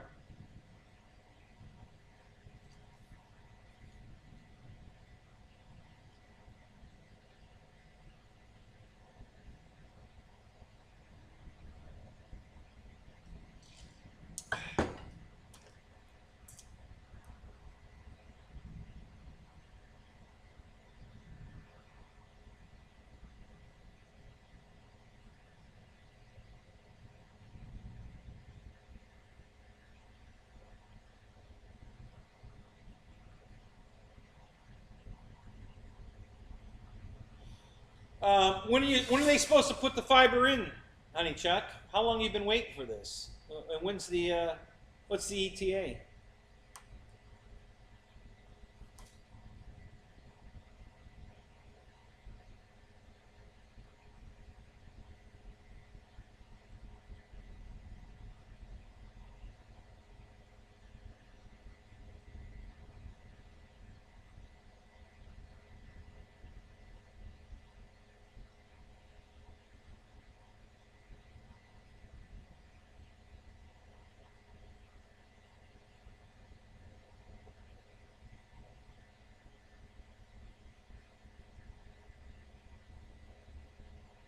Right, I know why, Shadow. I know what fiber is. They put it in here. They uh, they didn't run it to my house because I'm not paying for fiber optic, but they ran it down the road, and they actually put on my property, right in front of my fence, this little cave, I call it. They they dug a hole big enough that a man could go down inside the ground right there, and they have some kind of box, I guess, down there. So when they're wiring up, doing work on the fiber optic, they come take the cover off, go down into the ground now, and work their magic down there, whatever they're doing. They did that last year sometime, but they put the damn box right up against my fence. I mean, that little cover, which it's a manhole cover, but it's rectangular shape. It's not round. Is right up against my fence. So.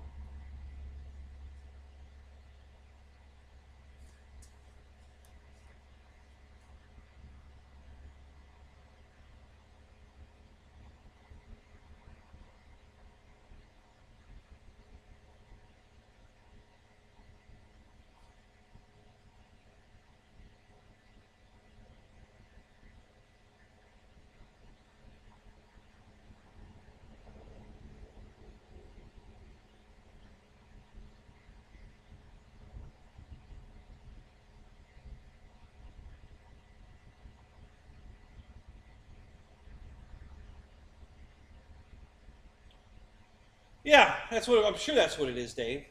You know, it's they just happen to put it in my yard, so nothing I can do about it. That's part of the giving the county access to the first 20 feet or whatever of my property. Um, I don't think it's 20 feet. I think it's 20 feet from the road, so it's probably right around 10 feet of my property. I have to give access to. Um, so. Hey, what's up, Micah? The yeah, if I switched over to Verizon, I'd get the fiber optic. I'm sure that's who put that fiber in. I'm still on Spectrum, so Roadrunner. So yeah, I still have standard cable coming to my house right now. They haven't run any fiber up yet. They haven't raised my rates either, so that's good. Because if they raise my rates, I'll probably pay the couple dollars more and get the fiber, so I'd have lightning fast internet. Then what would you guys have to bitch about, right? If I'm not 10 minutes behind, that'd ruin your night. You wouldn't have anything to make fun of. Yeah. So, yeah.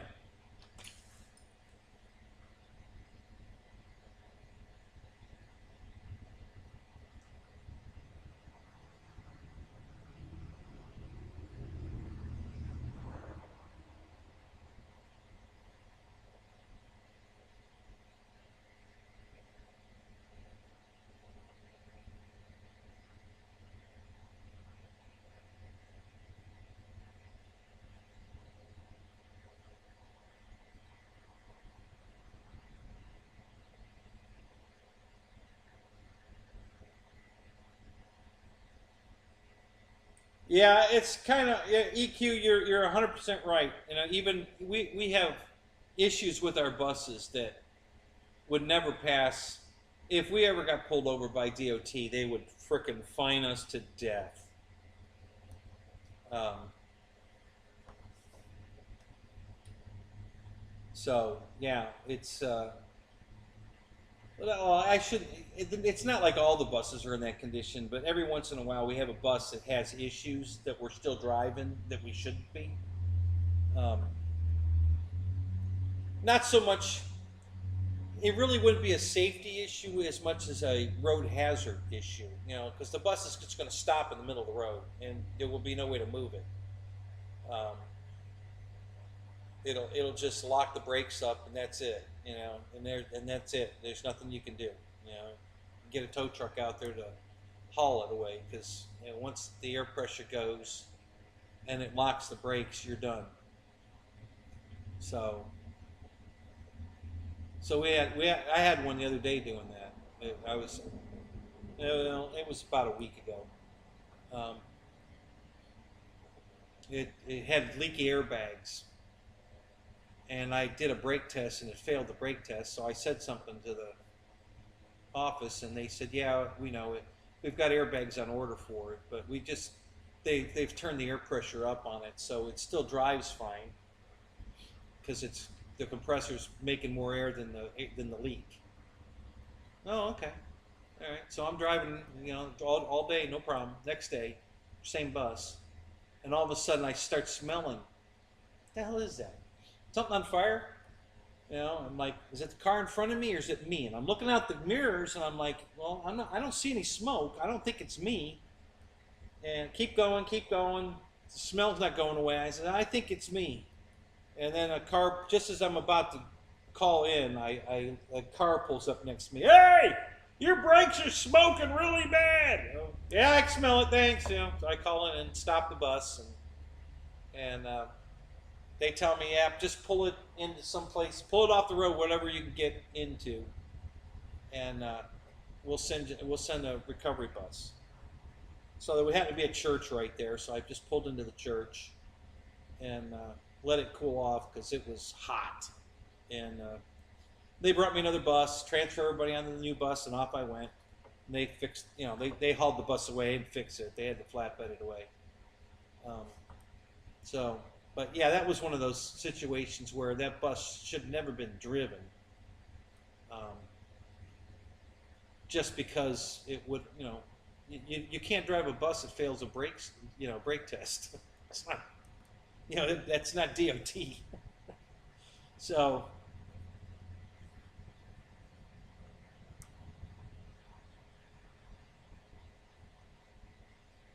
oh, is that right? Good. You find a good date at 11 p.m. at Waffle House? Really?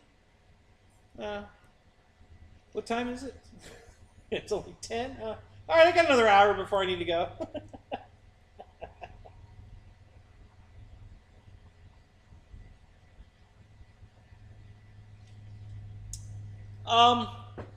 Yes and no, Dave. It's kind of funny. At first, I was getting a different bus every day. But because I know how I know how to handle the bus, and I know what to do in situations like the brake, overheating. They've been giving me that bus just in case we have more problems. Now they put the new airbags in. The bus was out of work for a week, but now that the bus is back, I have it again. That same bus, and it's driving fine. I don't have any problems with it. It's working great.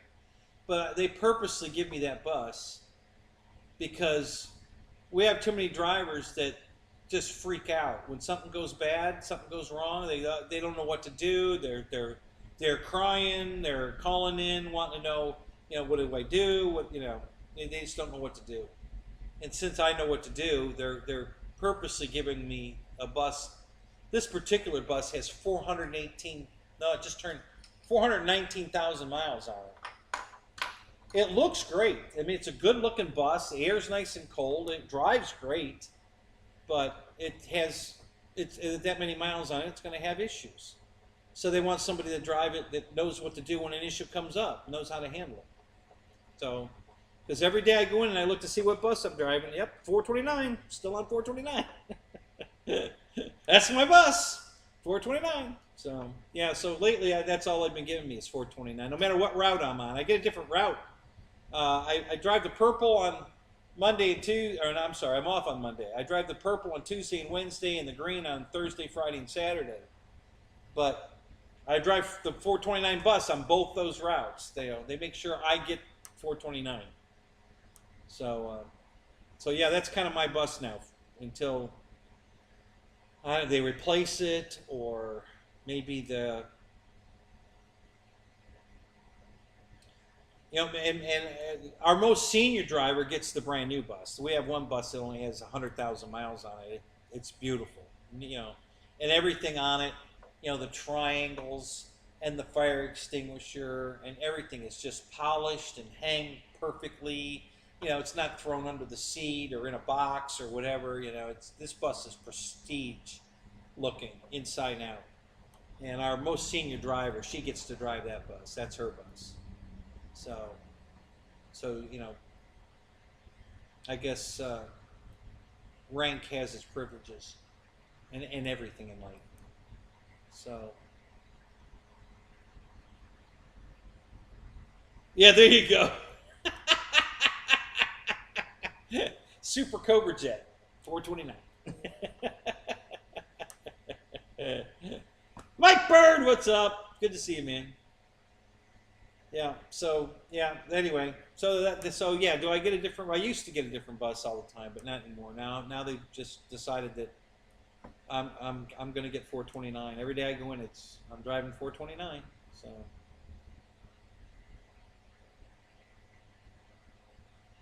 No, it's funny. Most of the drivers don't. We have the Parrot buses, the ones, the small bus. It's basically a van. Like an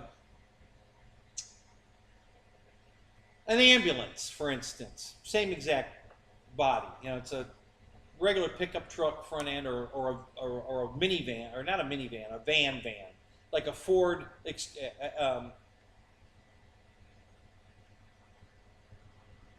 Econoline, okay, a Ford Econoline nose with the big ambulance box on the back. Okay, so we have the same thing. It's an Econoline nose and a box on the back that's got windows and seating for 9 to 12 people, and it has a radio in it, so we're allowed to listen to the radio when we're driving that. But we don't have a radio in the big bus, so we don't get to listen to the radio. But if you get to drive the Parabus, which we have one that we use as a recovery bus for the big bus, it's got a bike rack on the front of it and everything, so it operates just like a big bus. And I've driven that a lot too, because if we don't have a bus to drive, then somebody has to drive that one. And I already told them in the office, hey, you won't hurt my feelings at all if you make me drive that. I love it. So if you need somebody to drive that bus, give it to me. I'm fine with it. So, because they can't work the lift, everybody has trouble working the lift. It's not that complicated, but some of our drivers have trouble with it. So,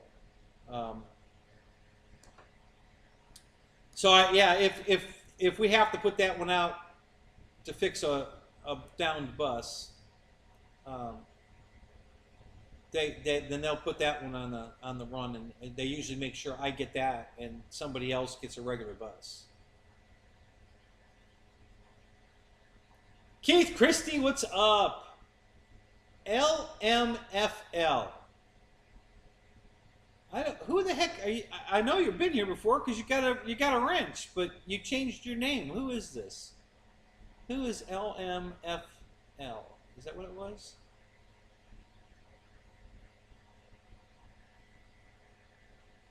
I can't find you. Where'd you go?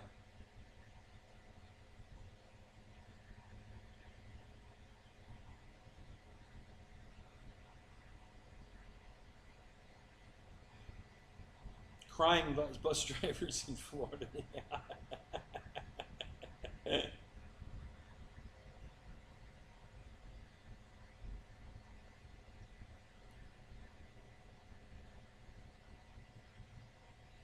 Yeah, I'm driving the shit bus. Yeah, no, I like it. If they want to give me the short bus, yeah. Well, we're all driving the short bus, but yeah, I'm driving the extra short one when I get stuck with that one. So you can go look it up. There's a YouTube video.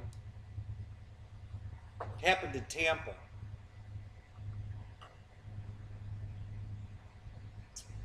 one of the drivers there got assaulted by a woman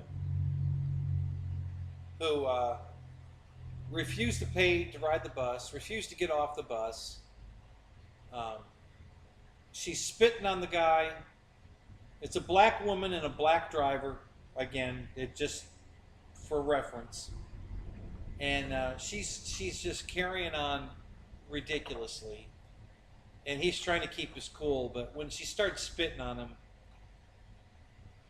he couldn't take it anymore. So he got up out of the seat and he said to her, you want to act like a man? Then I'm going to treat you like a man. And he uppercutted her. I mean, and she went down, and then he picked her up by the back of the neck here and the shirt and threw her off the bus. It's on YouTube. You can go watch it right now. Tampa bus driver assaulted. That's all you got to do a search for. You'll find the video. It's and there were cell phone footage, caught the whole thing. So he got fired for being abusive to the woman. She got arrested for assaulting the driver. The driver got fired for not being a professional. How much are we supposed to take? At what point do you finally say, okay, now you're assaulting me, and what do I So yeah, it's a fine line that we have to walk.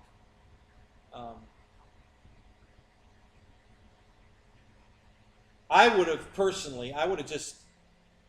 shut the bus down.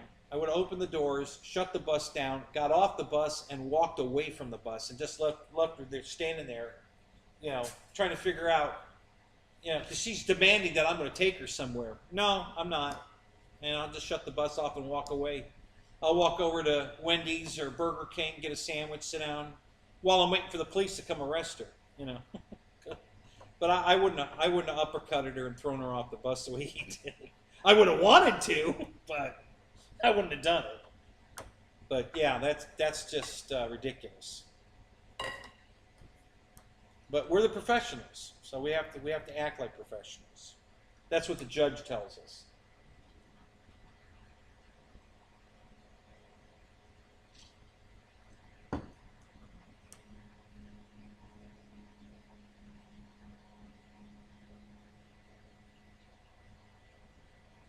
Can I wear Hangar 51 yoga pants? Actually, we don't. We have shirts that say "the bus" on them, and they're really nice. But I haven't gotten mine yet. I'm guessing that it's a 30-day waiting period, and I'm right at 30 days now, I think. Well, no, that was for the other thing. No, yeah. So I'm thinking I'm probably going to get my bus shirts, but no pants. You can wear whatever you want, pants. Mostly we wear a safety vest. So the vest covers the shirt up anyway, so it really doesn't matter what shirt you're wearing, because we have one of those lime green reflective safety vests that we have to wear.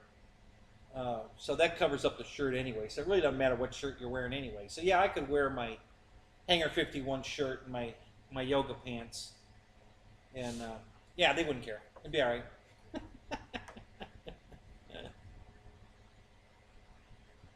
Yeah, bus shirt and yoga pants. Yeah, that'd be cool. Yeah, I might have to buy myself a pair of them yoga pants. They just look cool. Maybe when I finally get in shape, maybe that'll. Yeah, I know. Rounds of shape. I know. Yeah. So anyway.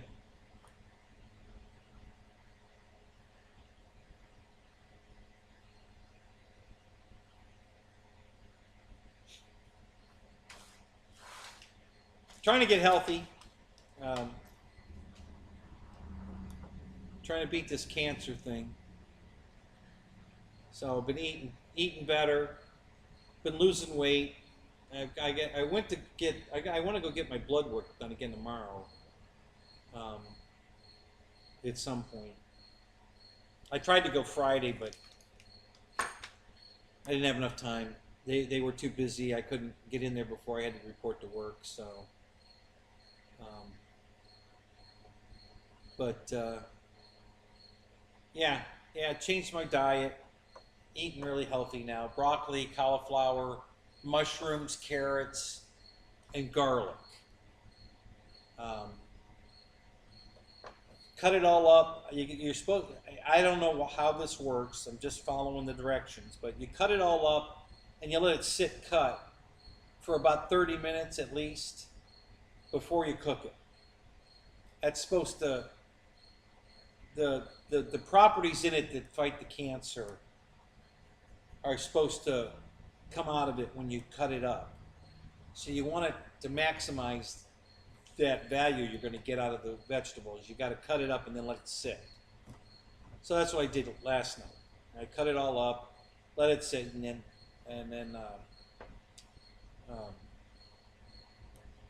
yeah, we were in a Zoom session last night, so I was eating it during the Zoom. But yeah, so that's and then a clove of garlic. I cut that all up. The carrots I cut up. The broccoli, the cauliflower, and then butter and some seasoning in a bowl. Cook it. It was very good. Yeah, I can definitely eat that every night, no problem. That was very good. It's a lot of work, man. Cutting all that up was a pain in the ass. It took an hour to prep it. You know, peeling the garlic and then breaking it all up and getting all the skin on it because it peels like an onion. And you got to get all the old dry stuff off first before you can dice it all up. So, yeah, it took an hour to cut all that up. And then I had to let it sit for another 30 minutes. And then I cooked it for about another 30 minutes, roughly, before I could eat it. So it was 2 hours of prep and cook. That's a lot of work.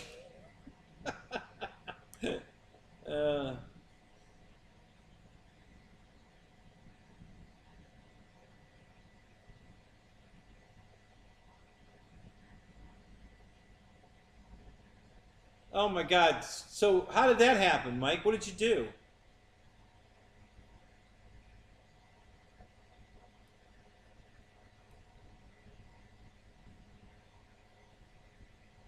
Was it a radio problem or was it a pilot error or what happened? How did you crash your Timber X? I love my Timber X. I'm so glad I converted my original Timber that I really didn't care to fly much into the Timber X and then now it's a night Timber X on top of it because it flies so much better. I love flying this one. The other one, if I was, you know, yeah, it is. It's a great airplane. I love it. You know, the original Timber, you couldn't do anything with that plane. I mean, it flew. It was stable. It flew. It'd be a great trainer, you know, like an apprentice, but it wouldn't roll with the crap. It wouldn't 3D. You know what I mean? I mean, it could, but it was just horrible at it. And it just wasn't that much fun to fly. So the only time I ever brought it out is when I was teaching somebody to fly. You know, I'd bring it out and teach them to fly on it. And I took it out once in a while just to putz around with it, but, you know, that's what I have my Tundra for.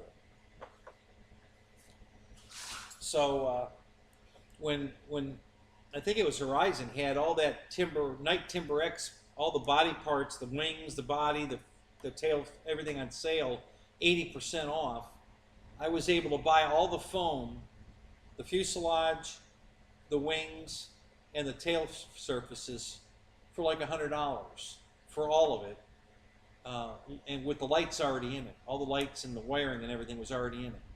So I just transferred my servos and receiver and the motor and speed control from my Timber to my Timber X foam. and turned it into a timber X. And then I actually got $50 for the timber. I sold it at the field for $50, you know, to buy the whole plane, less electronics. Yeah, somebody gave me $50 for the foam. So it only cost me $50 to convert it to a Night Timber X. And I'm super glad I did. You know, I really love the way that flies. It's way more fun to fly.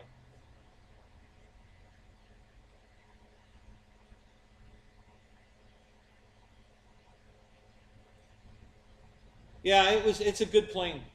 Mine, I've got the part fixed. And it's another one of my, you know, broken airplanes that needs 5 minutes of attention to fix. The wire, you know where it crisscrosses in the middle, the wires go out to the landing gear. Well, at the end where that hook is, you put the screw through, it broke. It snapped that spring, the end off the spring. So I ordered new landing gear. It's in the house. I have it. Just haven't fixed it yet. You know, it's a 5-minute fix. You know, just unscrew the old wire, screw the new wire on, done. You know, so just another one of my, you know, minor repair jobs I need to do. So I got a bunch of stuff. You know, this Carbon Z. Here's I broke because Wild Bill asked, I stepped on it and broke the spar in the tail. So I ordered the spar. Here it is, right here. That's all I needed. So I just have to put that in there, and that's fixed. You know, another 5-minute job. And then I've got 2 extra wing spars because the wing's fine. I think the wing's standing over there. Yeah, it's right there. So, just silly shit. I got a bunch of planes that have just silly shit wrong with them. Nothing big. Fred! What is up? Good to see you, man. So yeah, I just need time to fix this silly shit. Put my new landing gear on the Draco, my upgraded landing gear. I gotta do that. I can't do it tonight. The lighting in here is terrible. I'm gonna have to. I'll probably do it back over there where the old desk is because I have a special light hanging over the desk. So I'll probably fix that on the desk with that light on because I can't see shit here. So I'm not going to be able to fix the Draco here. I'll have to do it over there. So, but another that'll probably take 30 minutes to fix. It's 30-minute epoxy, so I have to wait for it to dry. That's about it. You know, that'll be a simple fix. Just a bunch of little shit. And I got, even with all these planes that need a little bit of attention, I got so much shit here to fly. It's not a problem.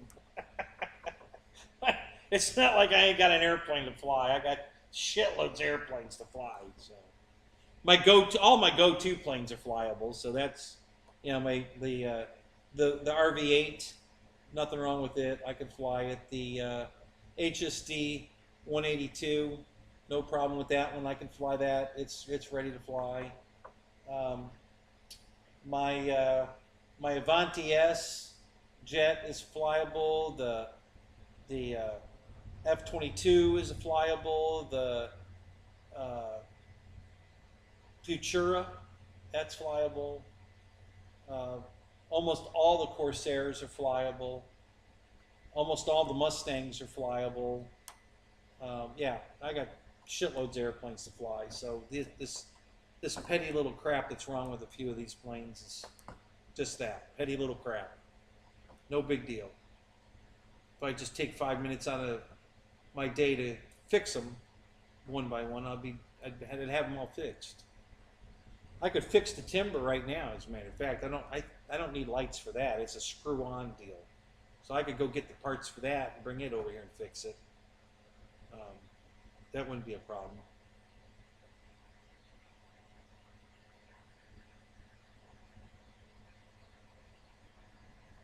Yeah, Mike, I actually did, and you missed it. I unboxed my second one. You know what? I'm going to fix that while talking.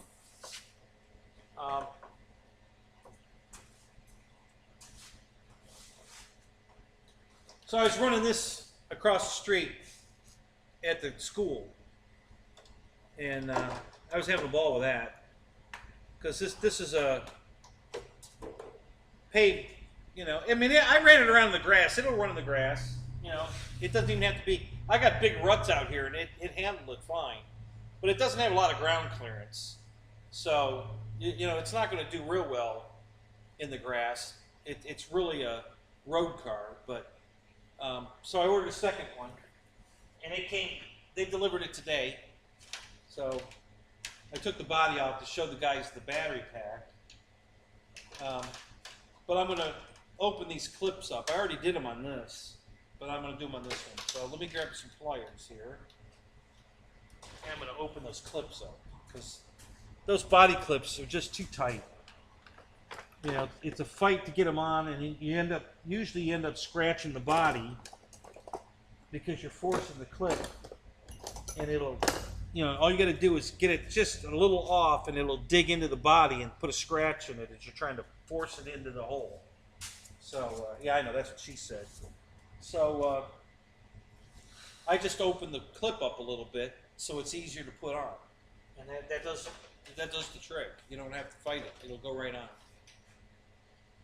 Ronnie's here. What's up? Hey, Ronnie, how you doing, buddy?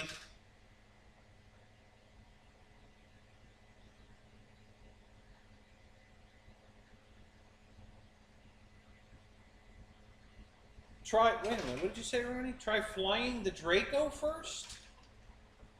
Is that what you said?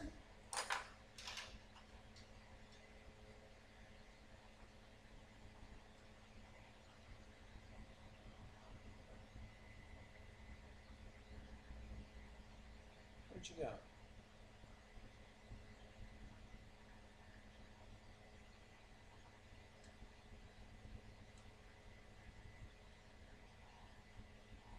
Oh, there you go. Try.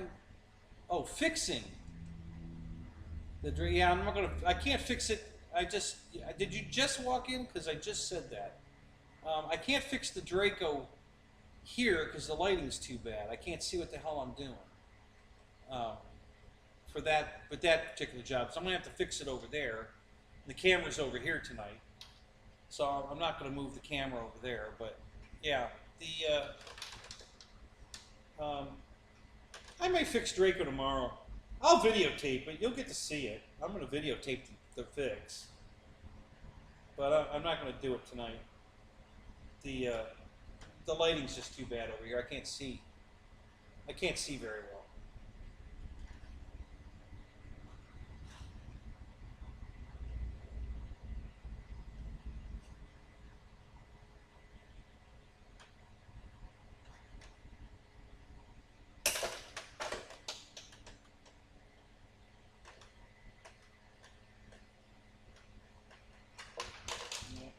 I need 2 pairs of pliers.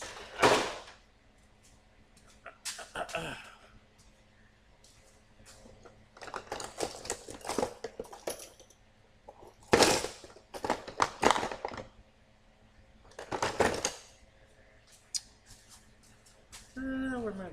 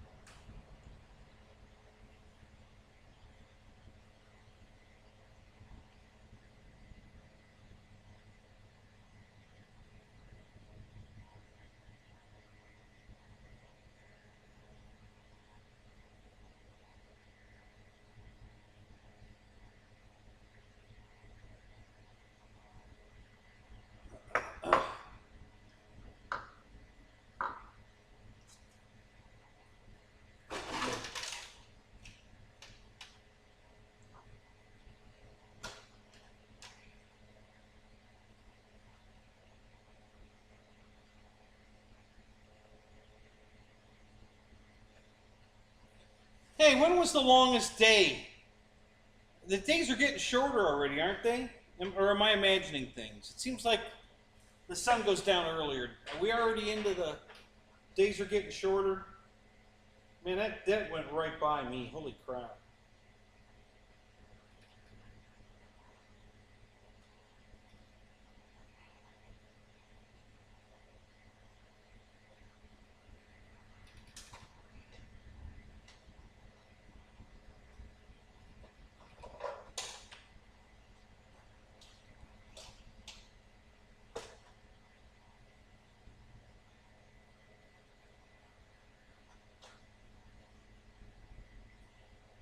Six weeks until fall, yeah.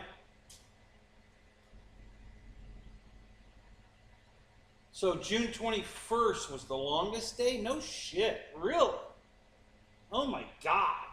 Holy crap.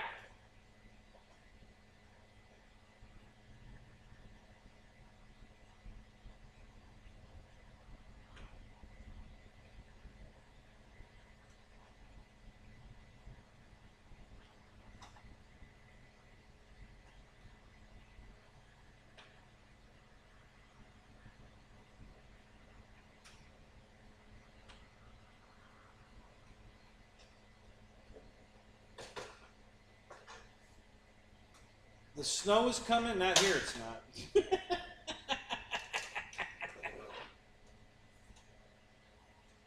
Yeah, we don't get no snow here.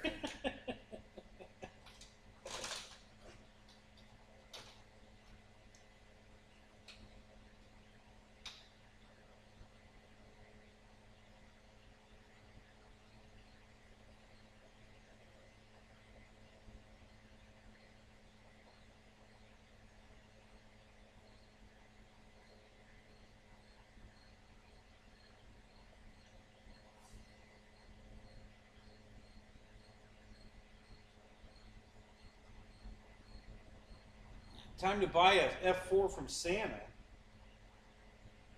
Does Santa sell F4s? I thought Santa gave shit away.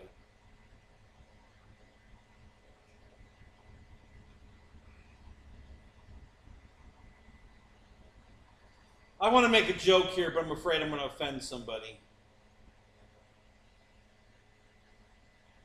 No, we don't get snow here. It gets cold. You know, we get cold. I mean, it's gone down in the teens. You know, for a couple of hours. You know, not like all night or any of that crap, but it'll go down in the teens for a couple hours in the winter, and then we get frost. But my pipes froze last year. But they were only froze for about, I think it was 3 o'clock in the morning. I went to wash my hands and I couldn't because the pipes were frozen. But like by 6 a.m. they were unfroze. So they were only frozen for like 3 hours. Wasn't a big deal. But yeah, we don't get snow, but we get frost, and it gets cold enough to freeze the pipes. But like I said, for a couple of hours, and usually like that one day, and the next day it's never going to get cold enough to do that again. You know, I mean, rarely do we ever get 2 days in a row that are that cold. So yeah, it wouldn't be that kind of deal.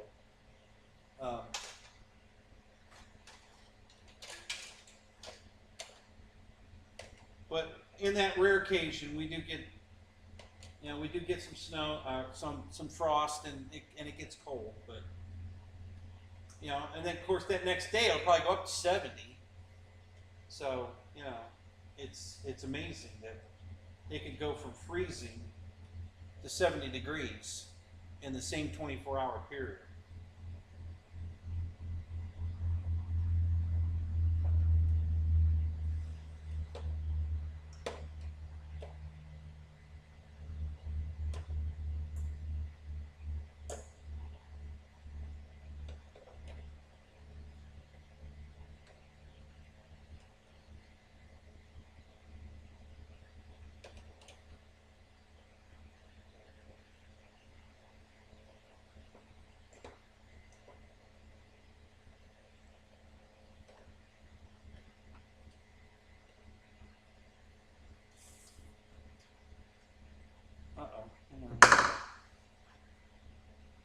see.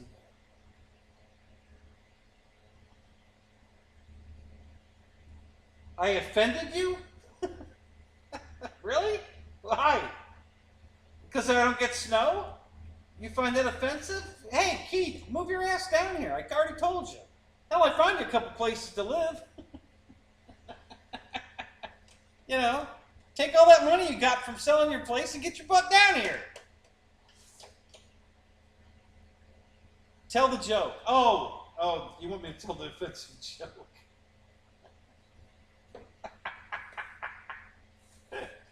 All right, well, you guys, well, who said it? Was it,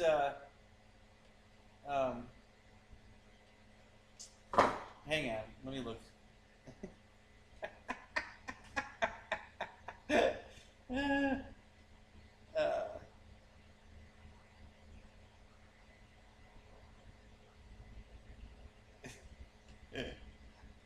All right, I don't know, I can't find it. Whoever said that he's buying an F4 from Santa.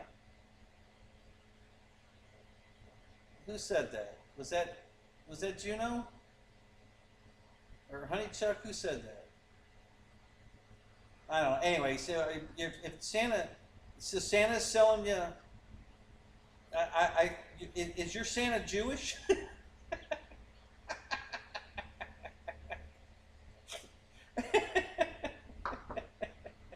It's a joke. Don't get offended. It's a joke.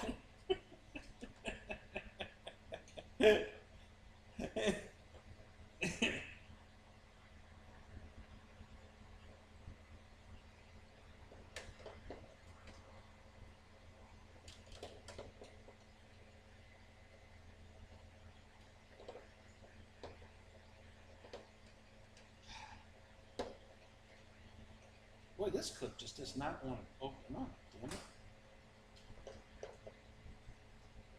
There it goes. Well, you gotta really grab it out in the end.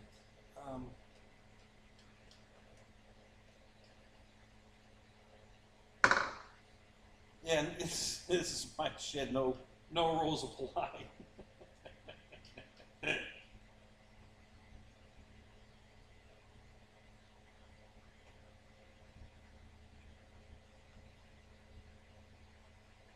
All right, that's it. That'll work.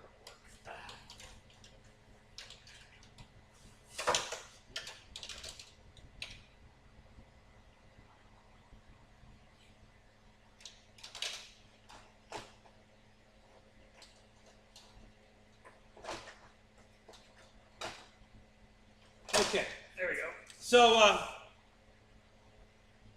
So Jeff in Lower Alabama bought one of these today. He's got one coming. 159 bucks, guys. That's a screaming good deal. I can't recommend this enough, guys.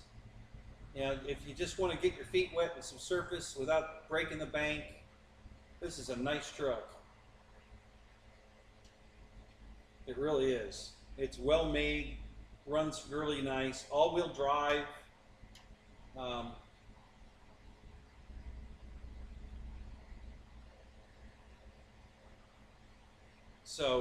Yeah, it's a really good deal. It's a $300 truck. It's on sale for $159. That's as close to half off you can get.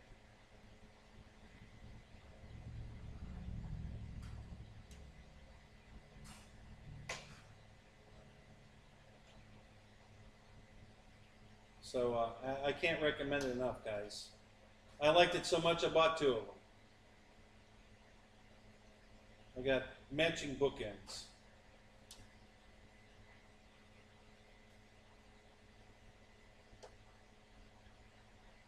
That's weird.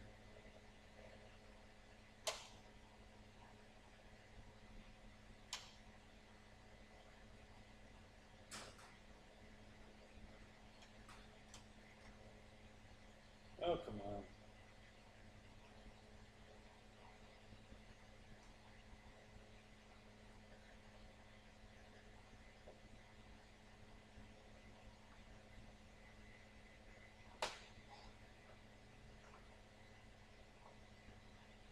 Okay, there we go. Yeah, once you bend these clips, man, it's so much easier to put them on. Oh my God.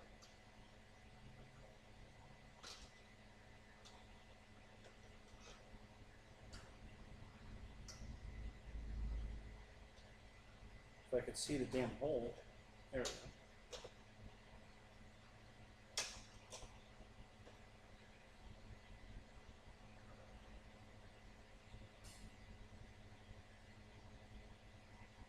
Yeah, there we go. Yep, so there we go. Got brand new clean out of the box, and dirty ran across the street at the school. So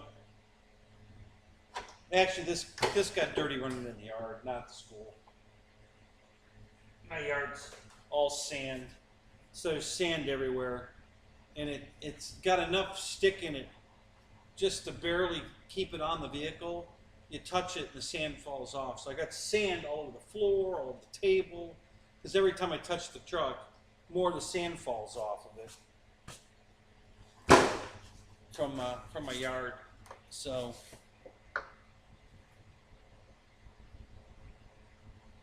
can't spell. What is your autocorrect giving you a hard time tonight?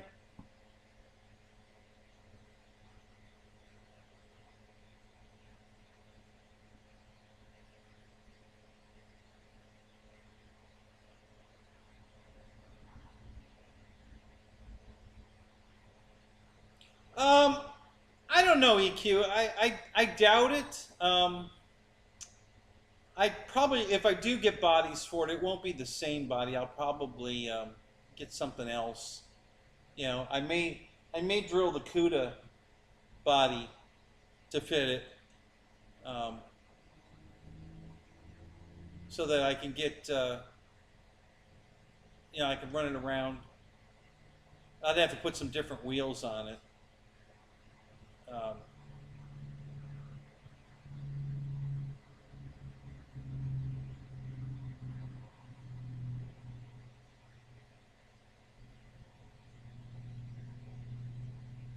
So, yeah.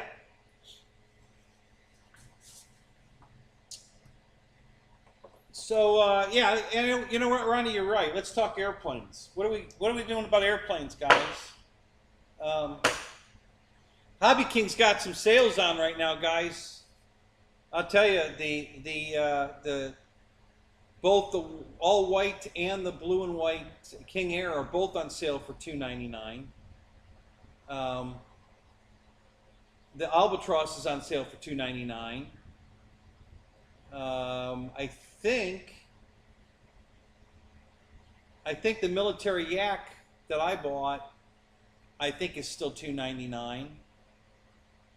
Yeah, HobbyKing's got a bunch of stuff on sale right now, you know, and you know, like the yak is a 1450 size airplane for under $300, and we haven't seen that from like FMS or any of those guys in over a year.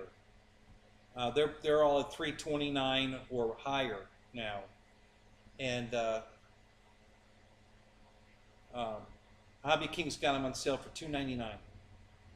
So I'm definitely ordering the King Air. The Albatross, I don't know. I want it really bad, but that's only $50 off. It's normally $349, but still, it's a good deal. $299. That's a lot of airplane for $299. They all have lights, flaps, retracts. Well, I don't think the Albatross doesn't have retracts because it's an amphibious plane. I'm not even sure if that thing comes with wheels. But I think Jeff Custom's been flying his off grass, just letting it slide on the belly.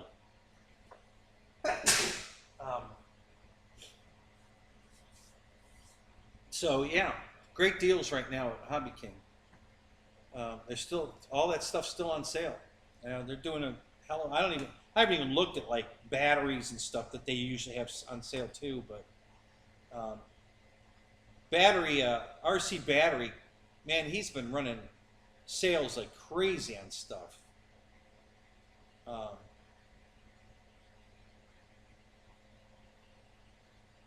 Michael, I'm keeping one as a spare. At that price, I mean, I can't replace. You know, if I break the body, hell, they want they want over $100 for the body. You know, the painted body is $100. The whole truck's only 149 or 159. So yeah, if I screw up the body, even it was a better deal to buy the whole damn truck than just buy the body. So yeah, it's a no-brainer. I mean, you know. So if I break any parts on it or whatever, I got spare everything. You know, I got a whole spare truck. So, you know, and like I said, even the body's $100. So yeah, it's well worth the 159 bucks to have a second one just for whatever. 200 driver in the house. What's up?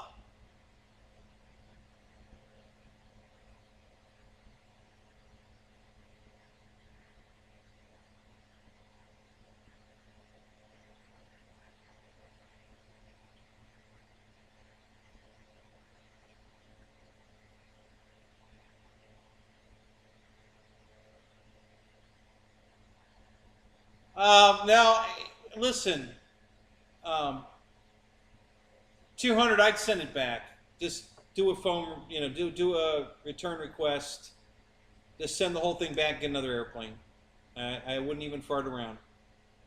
You know, I mean, unless you want them to just send you the wing. You know, there's a couple options there, but yeah, I definitely, you know, have them fix it. You know, HobbyKing's stepping up to the plate, man. They're fixing it. They're doing the right thing. And yeah, I don't know how much of that we have to thank Stewart for, but I'll thank him anyway.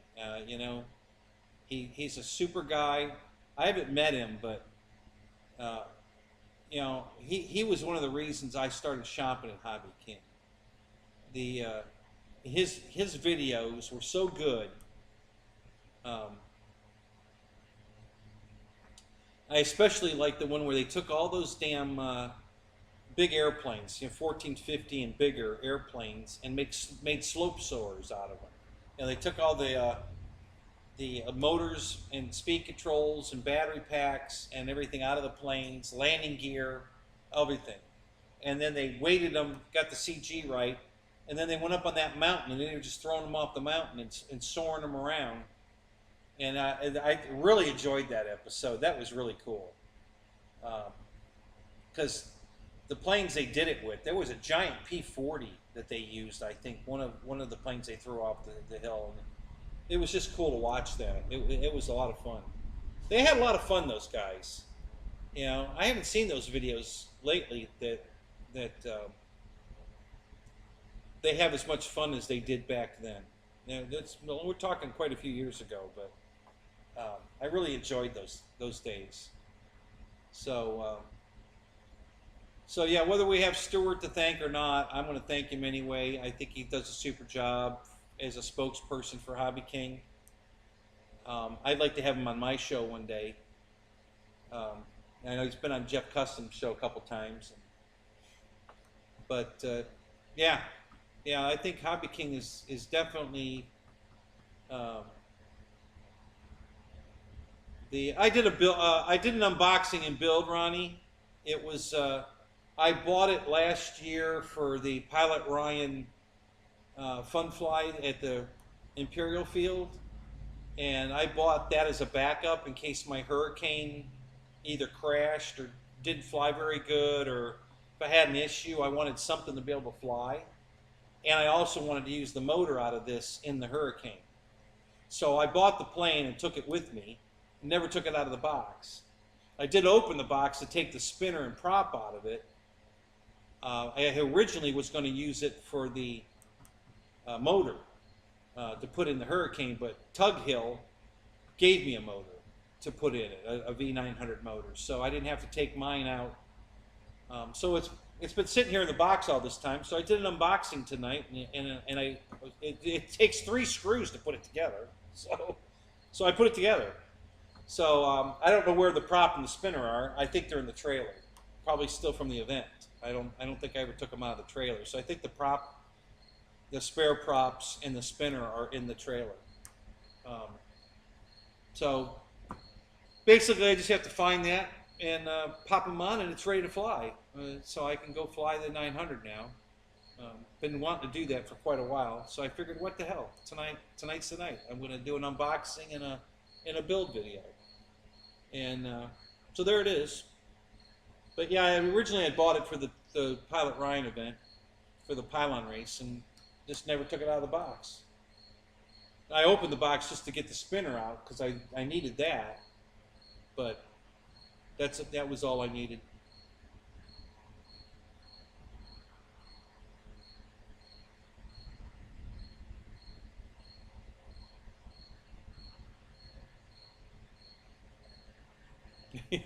Dana. Is he here? Is Dana in here? Yeah, Tug Hill's a good guy. No doubt about it. Him and his brother, I had so much fun with down at the event.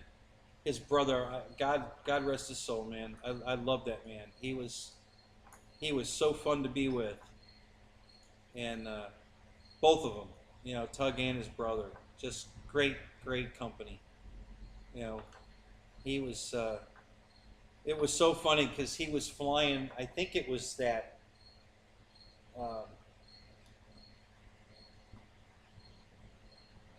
the Aerosport, that pusher, goofy looking trainer plane that everybody loves that flies so well. So he's flying it around, he's got the throttle wide open, and I come out of my tent and noticed him flying it, and I look up, and Christ, he's at 1,000 feet, man. I mean, it's a dot, and I'm like, what are you doing? And he says, I'm trying to get this thing to come down. Cut the throttle, you idiot! So, and Tug's over there laughing his ass off, and he's yelling at him too. So he cuts the throttle. Now it's starting to come down now.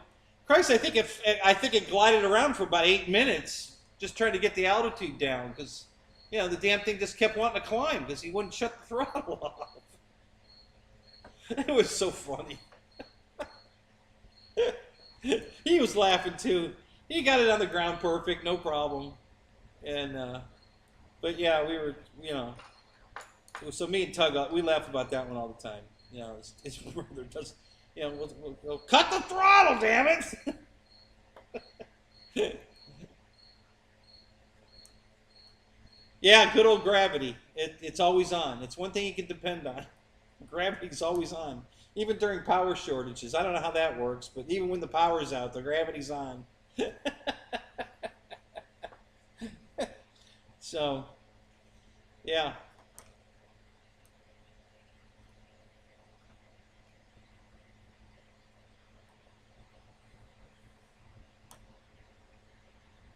Boy, that second hour blew by. Holy crap.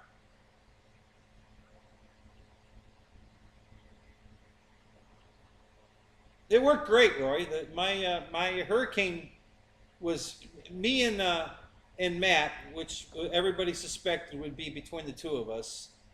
Bobby K's GB was hauling ass. I mean, it was flying fast, but he folded the wing on it, and so after he, during the race, he folded the wing. So after that, he just started trying to break it, and he did. But yeah, it couldn't handle the G load. And Matt was close because every time he hard banked it in the corners, man, the wing would do the. So it was, it didn't break, but it was flexing really hard. And the Hurricane was rock solid. I didn't have any problem with the Hurricane other than the motor came loose. By the end of the flight, as I throttled up, it would pull one way, and I throttled off, it would go the other way. And when I got it on the ground, the motor was barely in the it's still that way. I never tightened it back up. The motor's fallen out of it. So the motor was just about to fall out of it. But it flew great. It was nice. Me and Matt were hauling butt, and both our planes were really fast. And he had to slow down for the corners. I did not. But I had to just slow down once in a while because I was over speeding it. the ESC overheated. So it shut off. I glided around the pylon course about 2 laps because I had that much speed, and then I throttled back up slowly, and I got the throttle back, and then I'd go full throttle, and then pull back a little and make my turn, and you know, I started playing with the throttle to keep it from overheating again. And I was the last one in the air, so I had the longest flight. I stayed in the air longer than anybody. So it was fast, and it had the best battery. I put a 400 4-cell. I think that battery's laying right here. I bought 2 of them, and that worked out beautiful. It was that goofy brand, something like that. They're blue batteries, like a light blue. 100C. Yeah, it was a. I don't know. I gotta find the battery. I want to know. 3300.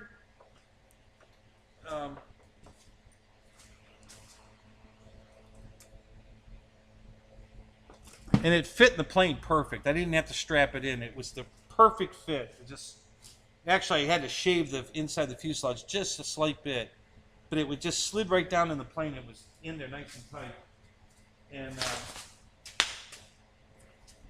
then the hatch held it up, so it here.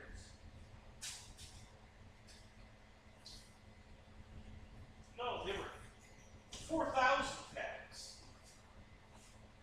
What are these? Graphene battery.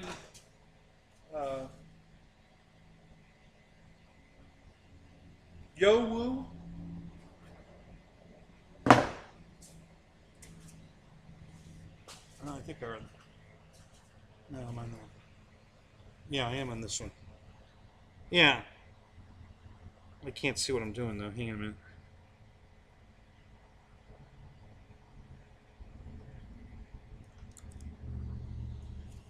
Yeah.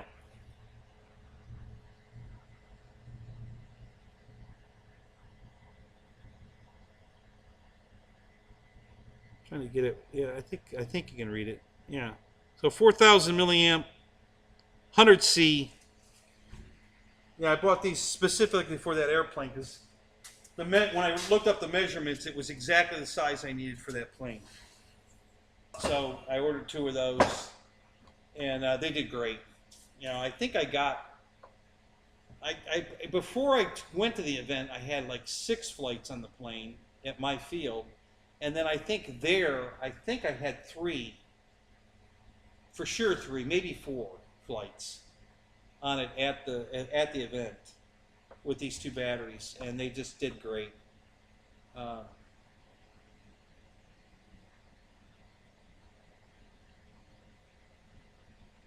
Oh, you're gonna. You bringing it back? Okay, Matt. Yeah, so Matt and I were having a race, and that was fun. You know, I was dealing with an overheat issue, and he was dealing with wings about to come off the plane. It was funny to watch it because, man, when he pulled hard in that corner, the wings are going.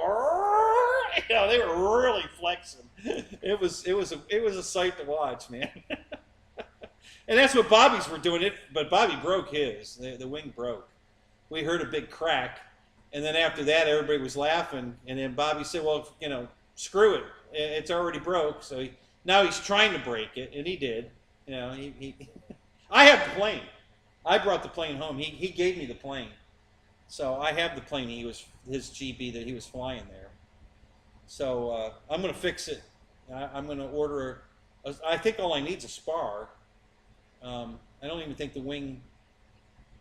I think the wing's fixable. If it even broke the wing, I'm not sure that it might have broke the foam around with where the screw holds it on. Maybe I'd have to look at it, but it's mostly there. I mean, I think I can reuse the wing, but it just needs the spar.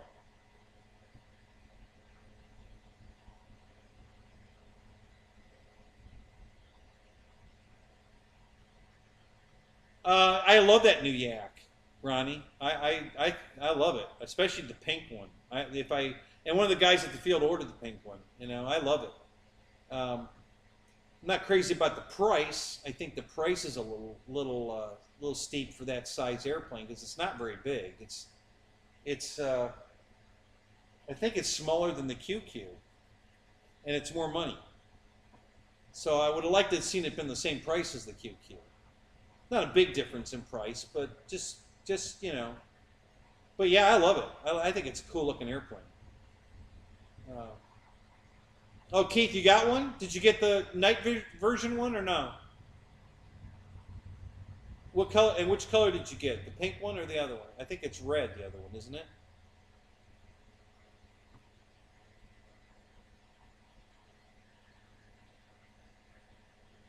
Yeah, shipping.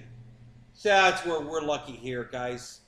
Listen, if you want to buy flex planes, come to our event, and Lewis will bring us the planes, so you won't have to pay any shipping. He'll bring it right to the event. You know, he'll put them together for you if you want, or you can put it together yourself, but he'll bring them to you, so you won't have to pay any shipping. I don't even think we pay tax if we buy it through. We send the money directly to Lewis, and he goes down and buys the planes and brings them back, puts them together, and brings them to the field. So this come down to the event that Wes is putting on again, the Toys for Tots event. I think November, the first weekend in November, I think it is. Mick plans to come down here. You know, get a hold of Lewis. I can give you his number, his contact information if you want it, and order all the planes you want. Send them. You know, you only have to send them, I think, 10% of the price, or $50 or something. You don't have to send the whole thing. And then when you pick up the plane at the field, you know, he'll build it for you if you want. He doesn't charge you anything, or he'll just bring it in the box and you can build it, and you give him the money, the rest of the money, and you're good to go. No shipping. I don't think he even charges us the tax. I think it's whatever it's listed for, $359. That's what you're going to pay for, $359. You know, no shipping, no tax. So it's a good deal. So if you guys want any flex planes and you're going to come to the not the Pilot Ryan event,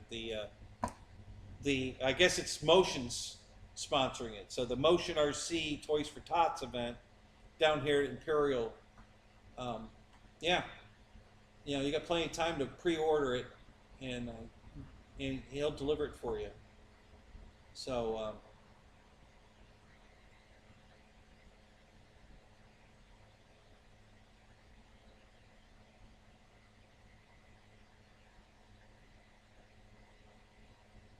Yeah, yeah, Keith. The lighting's. I mean, it's still good though. I mean, you know, no problem seeing it in the dark. It lights up good, but yeah, it's not quite as good as the RV8.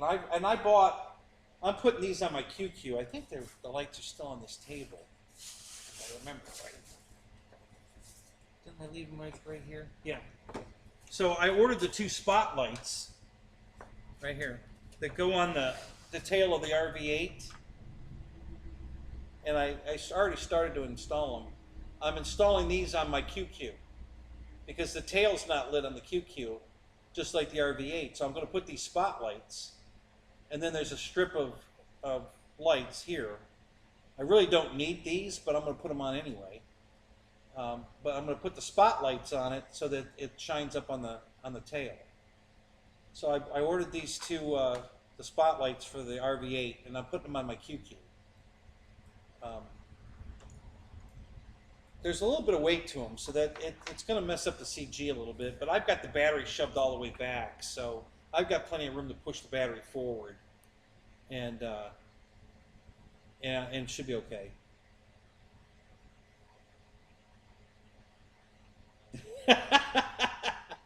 My pleasure, Ronnie. I'm glad I could help. Yeah, the guy Al bought one, the pink one, and he loves it. He bought it and he's been flying the shit out of it. And he loves it. Yeah, I like it. I think it looks cool. I really like the pink color too. It really stands out. He did too. I mean, we didn't even talk about it. And he, when he told me he bought one, I said, "Did you get the pink one or the red one?" He goes, "I got the pink one." It's like, cool. That's the one I would have bought. So,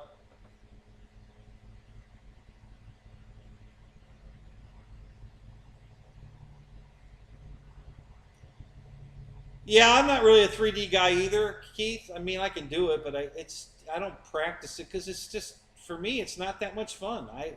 That's not what I that's not the part of the hobby I enjoy. You know, I love watching the guys that enjoy it. You know, if that's the way you know, if you fly like that and you like it, then I'll watch. I like watching it, but it really doesn't do much for me to do it. I'm not a big 3D guy.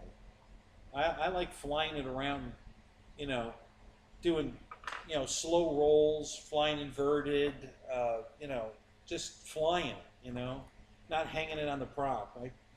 It just doesn't do that much for me. I was practicing it with my,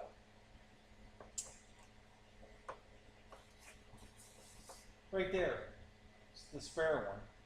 My, what the hell's the name of it? I can't remember what they call that plane.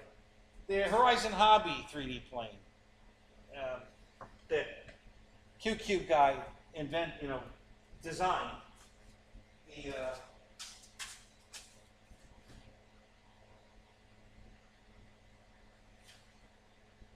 oh, Visionaire, that's it. I don't know why I couldn't think of that. Visionaire. Yeah, so I was practicing my 3Ds with the Visionaire. And,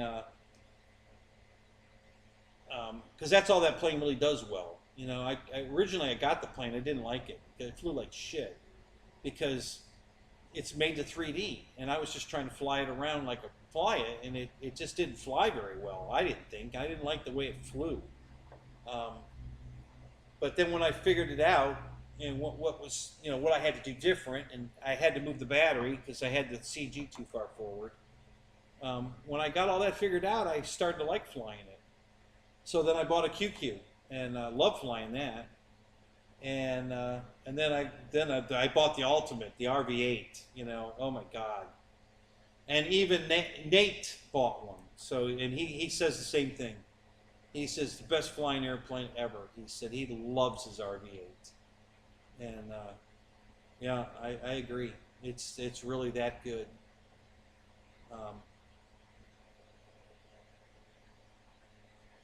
And Keith, we do leave our auras in them. I want you to fly my RV8, guys. I just don't think you understand how good that flies with the aura. You know, I know you keep sending me auras. Thank you. I'll take them. But yeah, it's. I'm gonna put one of the auras in my jet. I'm gonna the one you sent me. I'm gonna put in this jet when I build it. I've already decided that I'm gonna put that aura in here. And I'm going to start with the RV8 setup and then adjust it from there. But I think the RV8 setup will work perfect in it.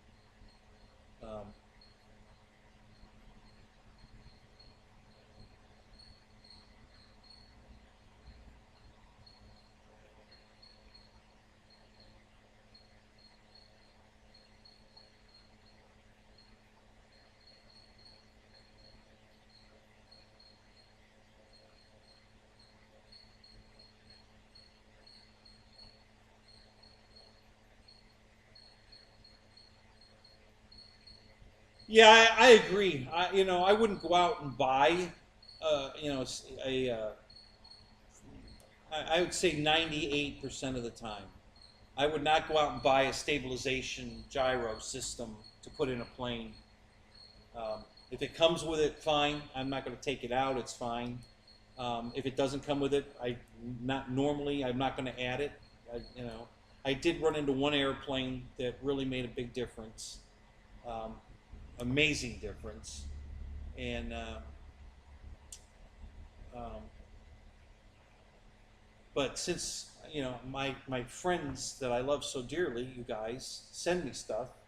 So Keith Christie sent me an aura, and you know I have it. I'm going to use it, so I'm going to put it in something. So I think I'm going to put it in the jet, you know, and see how it does with it in there. And hey, if I don't like it, I can always take it out.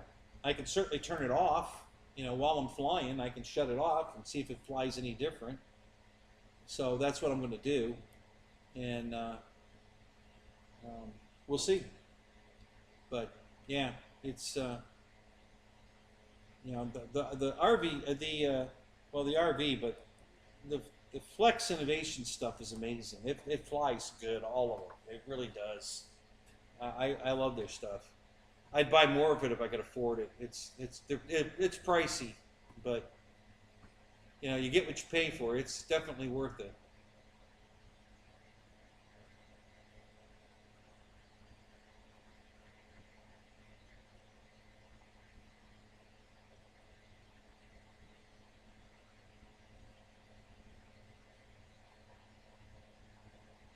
Keith, what are you talking about? You didn't get the update slip, so I didn't get the programmed for failsafe. Flew away from you. Which plane are we talking about?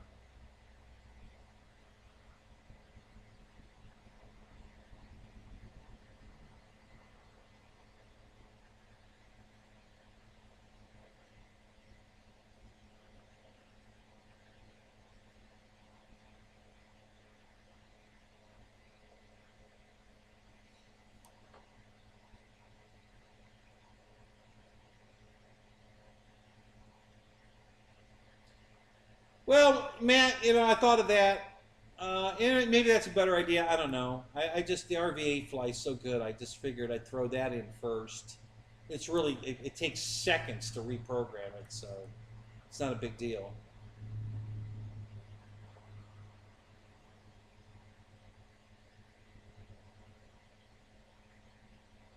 Yep.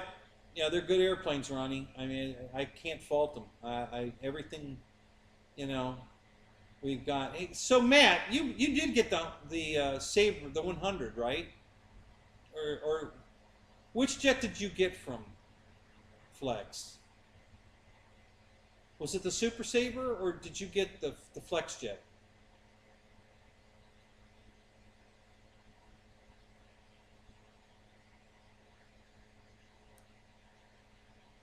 The Sabre. So how do you like it? Does it fly good? Do you like it? Hey, Rich. I didn't know you were here too. Good to see you, man.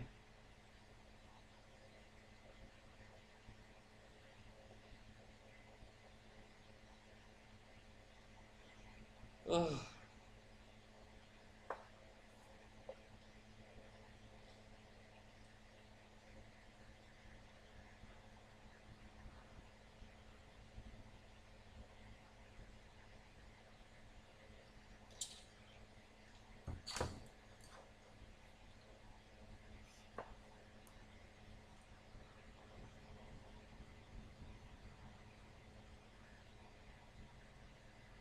Yes, with and without Aura. So tell me the differences when you turn it off versus when it's on.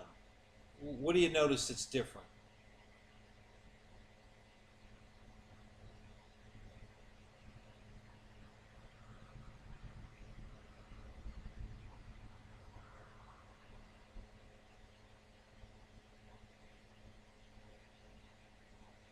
Oh God, not that damn bot again. Son of a bitch.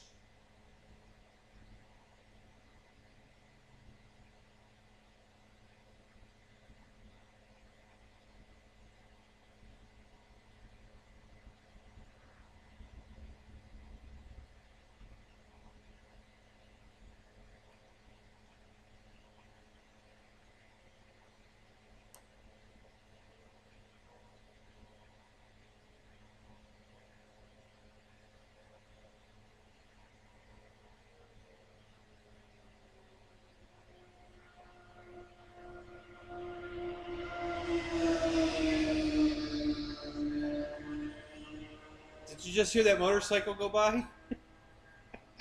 I'm sure you did.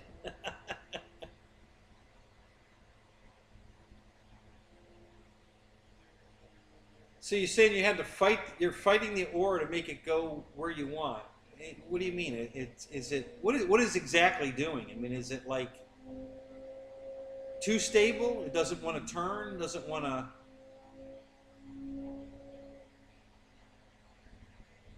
Right. Yeah. That's man. You can make a beautiful slow roll with the aura. Man, it just handles that beautifully.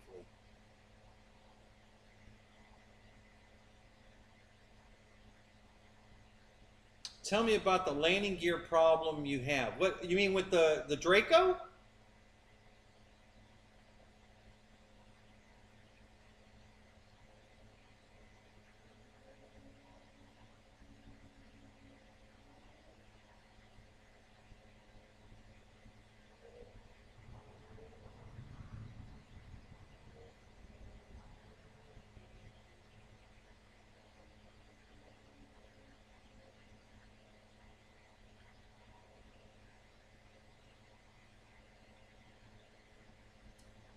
Yeah, okay, I see what you mean. Yeah, yeah, that's the same problem I was having with originally with the QQ. Um, I think I just had to relocate the battery pack to get it to behave the way I wanted it. It was a CG problem. Um, it was trying to stay nose up too much. Um, so I just moved the CG and I got it to fly the way I wanted it to. Um, but yeah, it's so that's what I was thinking with this jet is the aura would let it do beautiful slow rolls, rock solid. Just wherever it's pointed, it's going to stay pointed that exact place and roll. And it's just going to stay on point. It can definitely make you look like a better pilot.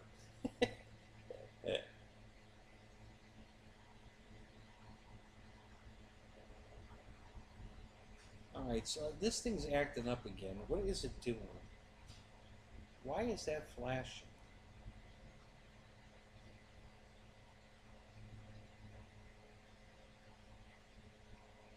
That's weird.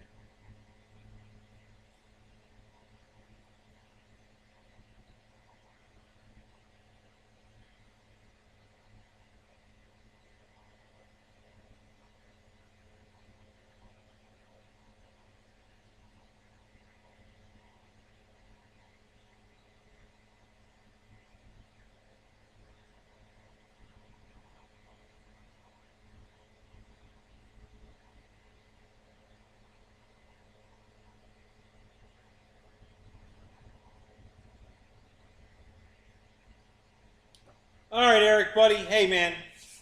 You know, stay cool. Try to stay out of the heat. You have a good night, man.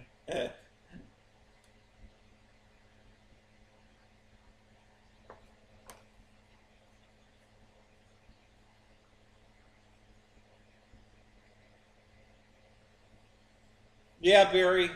Yeah, I have cancer. Yeah. It's not, well, I don't know how bad it is, but my doctors weren't like panicking or anything. It was, you might want to have that looked at. So it's not aggressive. I'm pretty certain I can cure it with a diet. It's prostate cancer, and most of the doctors, and it's all over YouTube. You can watch YouTube videos about what to eat that will get rid of it. That it actually just eating the right foods can kill the cancer. So that's what I'm trying. So I'm eating a different diet now. Um, my problem right now is I have too much food in the freezer from my bad diet. So I gotta eat that shit up. I ain't throwing it away. Um, but I'm mixing the good stuff with the bad, and then once the bad stuff's gone, I'll just be eating the good stuff, and we'll see what happens. Nothing that's going to happen overnight. No big deal. It's not aggressive or anything.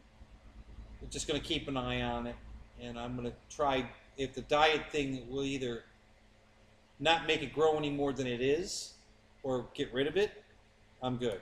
Because if it doesn't get any bigger or more, more damaging, I can live a full life with that little bit in there, whatever it is. And if the diet takes care of it completely and erases it, then that's good too. So,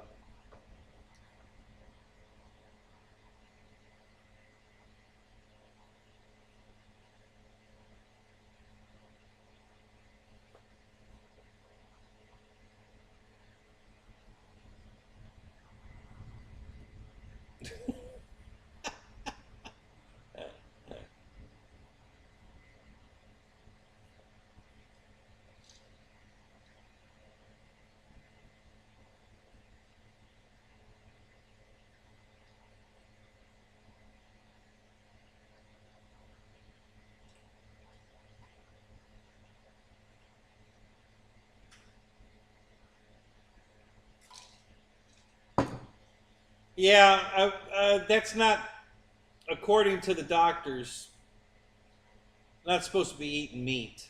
I don't know if I can give up meat. Um, I had a real nice steak the other night. Um, we'll see. The stuff I have to eat, I love. So it's not like it's anything horrible. The prep was a pain. All right, so I ate. They want you to eat berries, which is simple. There's nothing to do there. So I bought the blackberries are the best. I can't find blackberries, but any berry they said. So I bought this big tub of blueberries. So I've been eating blueberries on the bus. They're easy snack to snack on while I'm driving. So I'm eating a lot of blueberries now, and broccoli, cauliflower, carrots, uh, mushrooms, and garlic. So I cut all that up. You're supposed to cut it all up and then let it sit on the cutting board for 30 minutes, because after you cut it, it activates some kind of enzyme or whatever, and that's the good stuff that gets rid of the cancer. I don't know. That's what they say. I don't know how cutting it and leaving it sit makes a difference, but apparently it does.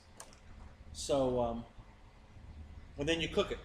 So I throw it all in a bowl, add butter, um, some seasoning, throw it in the microwave, cook it for, not all at once. I cook it like 3 minutes, stir it, cook it, 3 minutes, stir it, and usually about 18 to 20 minutes maybe total time. Once the vegetables get to the texture I want, that's why I don't put them, I wait to the last, when I have all the food but the mushrooms cooked the way I want it, then I throw the mushrooms in and cook it another minute, because the mushrooms are already nice and tender. You don't need to cook the shit out of the mushrooms. So I just leave the mushrooms for last, and I cook them, and it was delicious. It was very good. So I ain't gonna have any problem eating that. Just prepping it, because it was an hour and a half of prep work between prepping it and letting it sit, and then you have to cook it for 18, 20 minutes, whatever.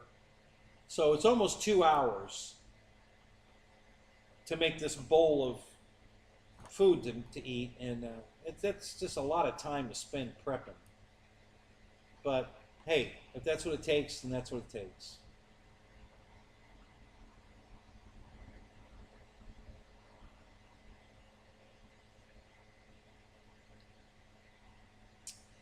Well, that's funny that you say that, Ken, because like I said, the video tells you to microwave it. I mean, they don't tell you to cook it on the stove. Um, I'll look into that. Thanks for bringing that up. I'll check on that. Maybe I'm doing it wrong. We'll look into that. Thank you. That's good advice. I'll check that, because if I have to, I don't think it'll cook any faster or slower on the stove, honestly. So I don't care if I have to cook it on the stove. That's fine. That's not going to change anything for me. But yeah, if I'm screwing it up by cooking it in the microwave, we got to stop doing that. So thank you. I'll look into that. I'll check that out.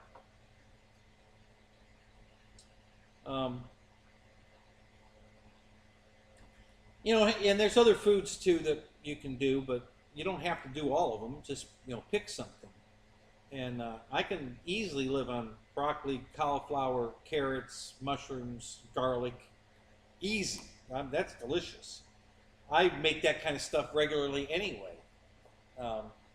I've never bought real garlic before. I always have garlic powder or garlic salt or something like that, but I actually bought cloves of garlic this time. And that's a lot of prep. I mean, I don't know if you've ever peeled a garlic, broken it all up into its little pieces, because it kind of breaks apart. Hard to explain. Kind of like an orange, the way you could peel the different little wedges out of it. It's similar to that, but of course it's a hard, It's not spongy like an orange, but the pieces break off into wedges. And you break all those wedges apart, and you have to make sure you get all that outer skin like an onion, that loose, that's almost like tissue paper, can, you know, so you just have the meat of the garlic, you know, where it's, you know, juicy, solid. And then you dice that up into little pieces. So that's what I did.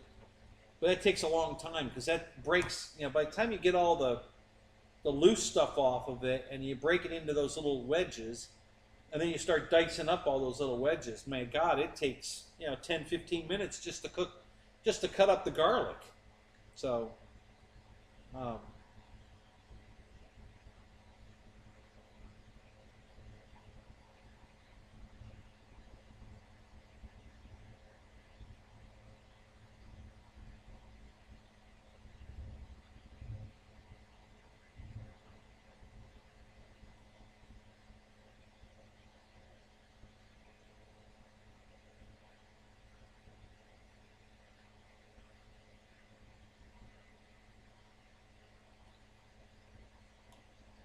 okay, that's good advice too, Ken. I didn't know that.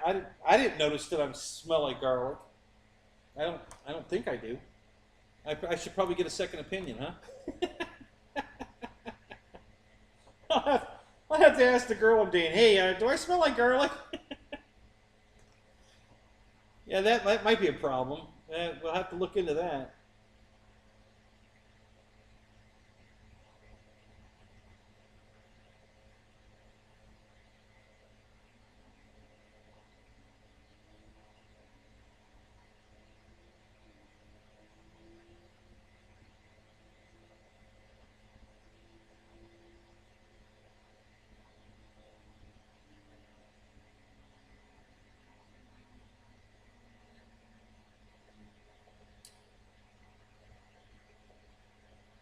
Boss, if you haven't eaten at Culver's, um, go there and order the beef stew. The oh my God, it is beautiful. They really do a good job. Oh my God. Um, I was not expecting that. You know, I was, this girl I dated told me, you know, how great it was. So, and I was kind of like, you know, I've had good beef stew before, and I'm doubting it. You know, I'm not, so she ordered it, and I ordered a chicken sandwich. My chicken sandwich was terrible, but she let me taste the beef stew. Oh my God! It's, you know, it's on sourdough bread. It's got the carrots and the peas and the potatoes all cooked in it, and oh my God, was it delicious! Holy crap! Yeah, so if you haven't had that, go try it. You'll love it. You'll absolutely love it. It's amazing. That was some of the best beef stew I've ever had. It was really good.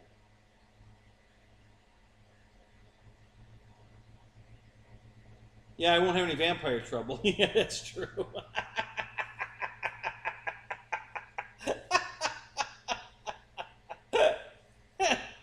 Yeah, that's a good idea too. Yeah. Yeah, well, I've always known garlic. I'm a big garlic eater. I eat a lot of garlic. Um, yeah, I've never. I always knew that it was healthy. It helps the body do a lot of things. I just never bought whole, you know, cloves of garlic before. You know, I bought a sleeve of them, and you know, a lot of prep work to get them ready to eat. But you know, they were good. It was very good. So yeah, I really enjoyed, and I was in the Zoom last night eating it, and everybody's making fun of me, per usual. But it was really good. So you know, it was 2 hours of prep, but it was worth it. It's good. Yeah, beef. It's what's for dinner. Absolutely.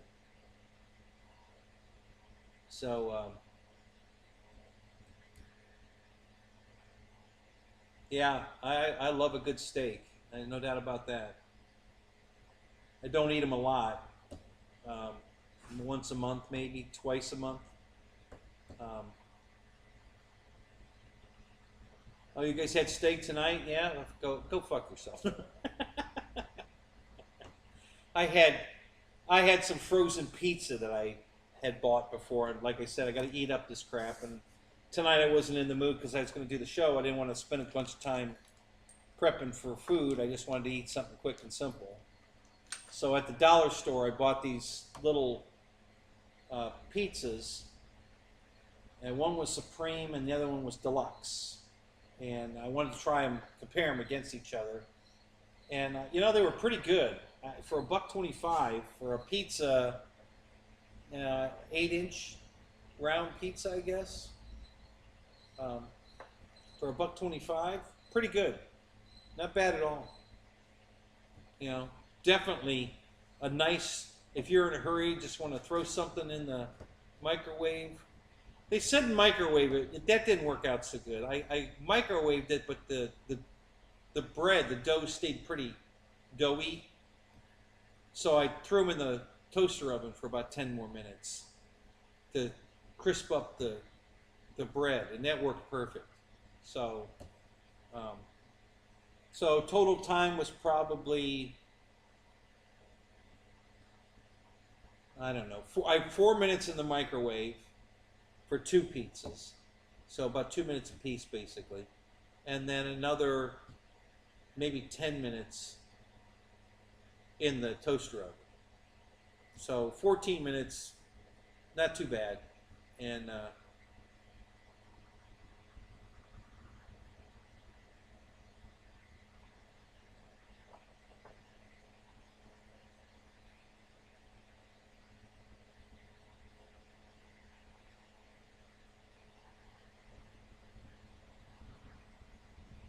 yeah, that's where all the flavor is. You got to have that marbling in the fat marbling. That's where the flavor is.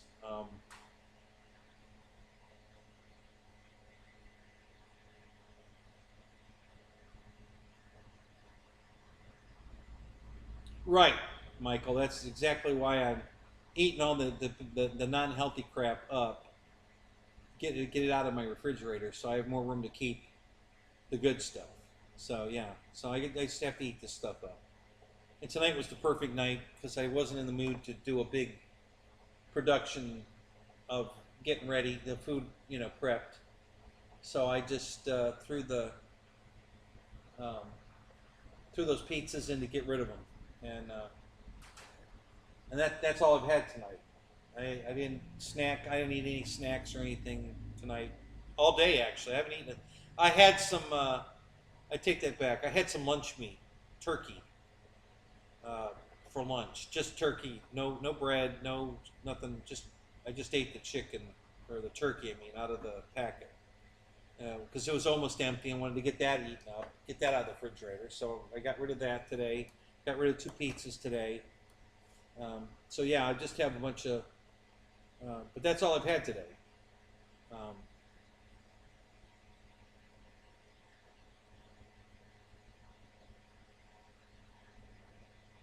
You're uploading a video from today? Any crashes or anything, Victor, we need to be aware of? You're burning some kerosene today. Oh, there you go. There you go. There you go.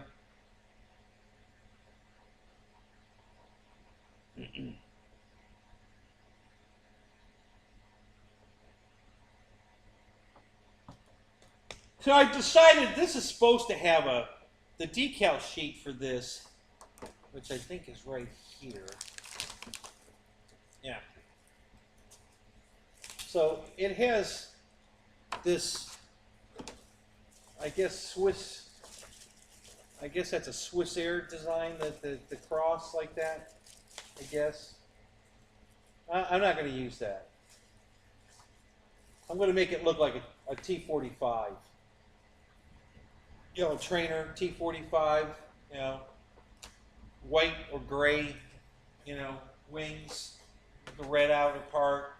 Just going to put navy on it, and bars and stars, the stars and bars, and I'm going to dress it up to look like a UST 45. Two reasons. Because I think it'll look better and it'll make it different. If somebody else has one of these jets from Phoenix models and has this scheme on it, mine not going to look like that one. Mine's going to look different. So that's what I'm planning on doing.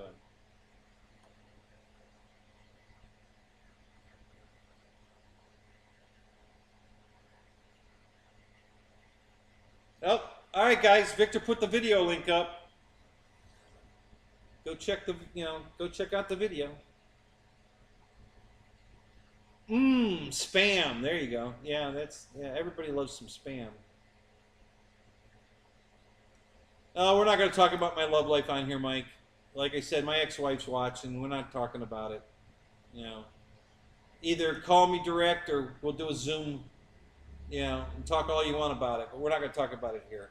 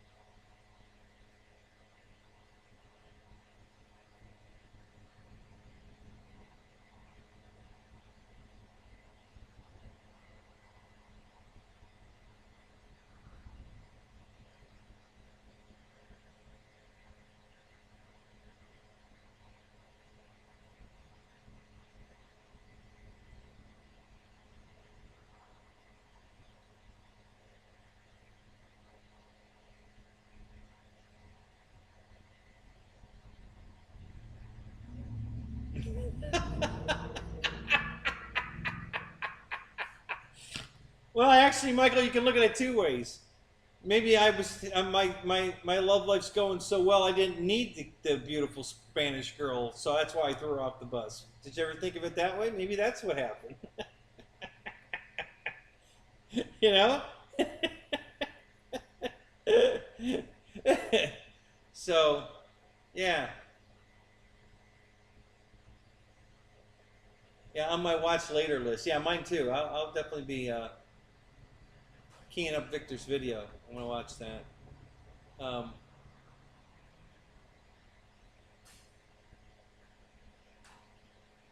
Yeah, stud. No, definitely not that. I'm not claiming that. Not even close.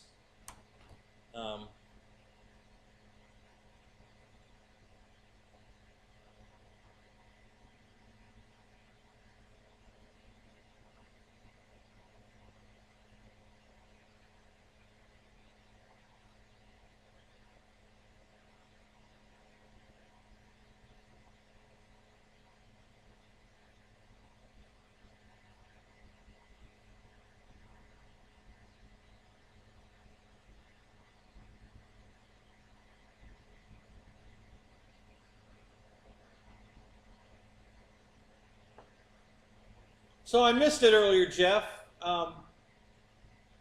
Did they give you have you got a shipping notice on your truck? When do you expect it?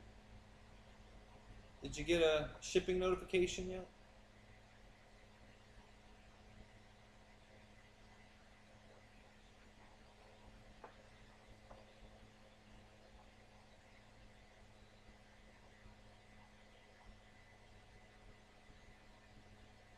Yeah, Michael. Yeah.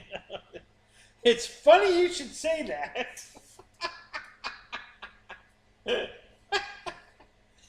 I was actually thinking about next Saturday when I get off work riding up to the villages. I actually thought about it. Like, what the hell? Let's go up there and see what's going on up there. I've heard all the stories. I've been up to the villages, but I've never hung out there. I never went up there. I drove through, just looking around. Actually, I went to a car show up there once. the Oldsmobile Club met in the village. The president of the Oldsmobile Club lives in the Villages, and they used to hold a car show there. So I went for the car show, but I haven't just gone up to one of the hangouts and hung out and see what happens. So I might try that Saturday. You know, just for shits and giggles. You know.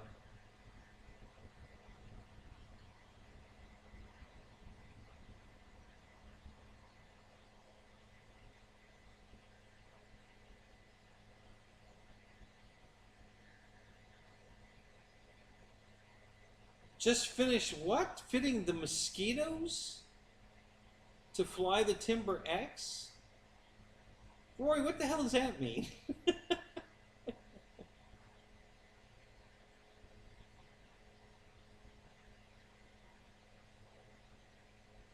Do I ever fly at on top of the world? We have a 55 and over community here called On Top of the World. I'm not sure what you're talking about. What's on top of the world?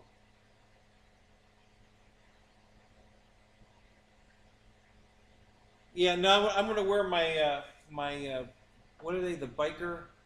Uh, the biker pants or the yoga pants?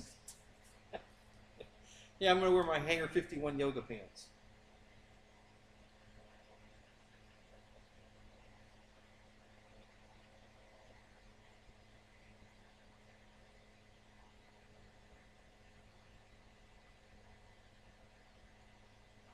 Oh yeah, yeah, yeah. Definitely gonna no glove, no love. Yeah, definitely gonna have a glove, buddy.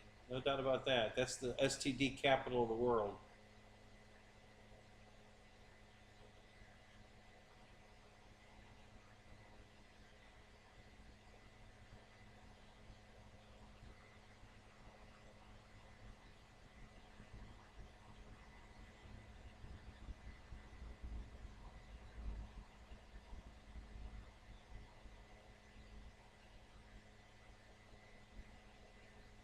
A 55 retirement community in Ocala called On Top of the World. That's funny because we have one same thing, but it's in Clearwater. My surgeon friend that I'm storing his cars, his mother lives there.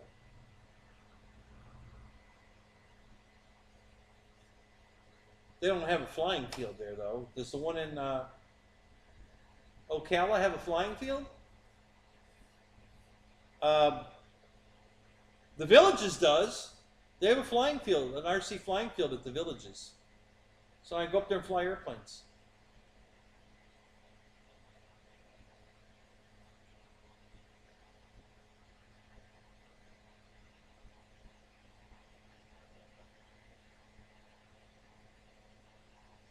Tug Hill's back! What's up, Tug?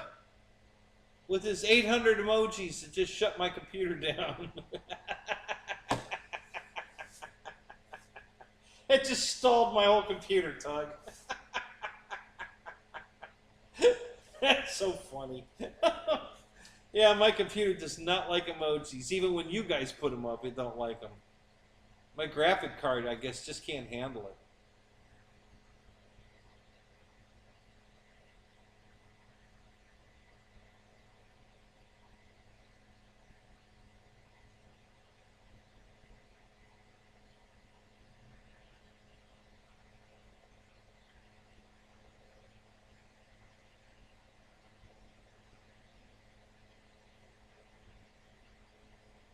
Back in my AMA magazine, oh, it's listed there. Is it really? I'll have to look at that. I never noticed that. That's funny. Yeah, I'll have to go look at that.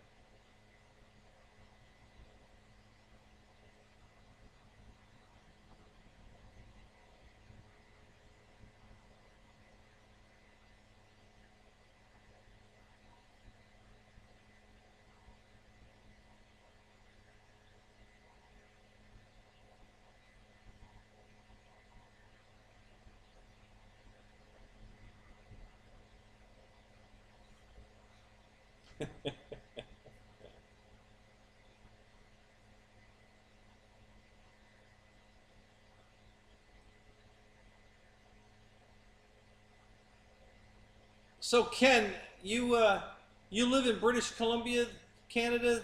Um, have you gone over to the where those two water bombers are kept? The Mars uh, Martin and the other one's the Hawaiian, I think they're called. You know what I'm talking about? They're the giant water bombers that are parked over there. They're right there in that bay there, British Columbia.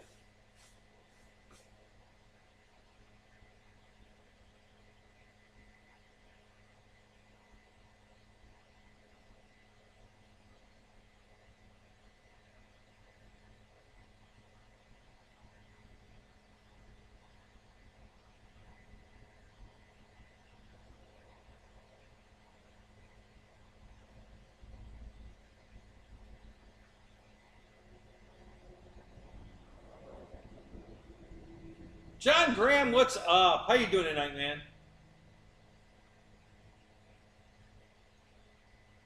The big monster on the table. Um, which big monster? The V900 right in front of the camera here, which I can't see because my thing is scrolled the wrong way. Let's go this way. Yeah, I guess you're talking about. This is a little plane. It just looks like a monster because it's right by the camera. Yeah, it's only maybe. I don't think it's even 1100 millimeter the wingspan. It's pretty small, but it's fast. It's really really fast. That's the V900 from Horizon. It's an E-flight.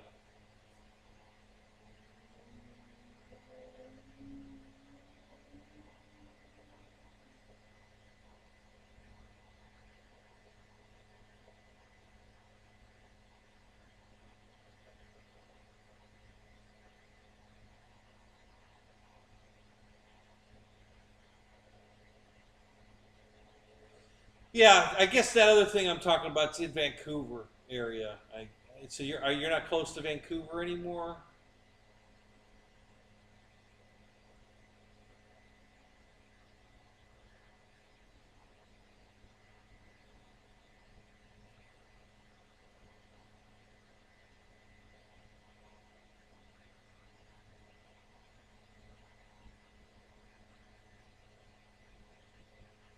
Yeah, that's what it is, John. It's the V900. So I bought that plane for the Pilot Ryan event last year as a backup in case my home built uh, Hurricane that I highly modified and put the V900 motor in. You know, I bought well, two things. I bought this to use the motor out of, but my buddy Tug Hill gave me a motor to use, so I didn't have to take the motor out of this. So I could just use this plane as a backup, which I didn't need because the Hurricane did fantastic. But yeah, Tug Hill gave me a motor and prop and spinner and everything to put on the Hurricane, so I didn't need the um, I didn't need to take the motor out of this, but I did take the prop and spinner as a backup. Um, so this was in the box, and I decided it's time to take it out of the box and build it because it's never been out of the box. The box was I opened the box just to get the spinner out. You know, I never did anything with the plane. It was all still taped in the box. And I've had the plane for Jesus, I'd say a year, I think. So tonight I unboxed it and built it. It only takes 3 screws to put it together. You got to plug in 1 wire and put in 3 screws. I mean, it doesn't get any easier than that.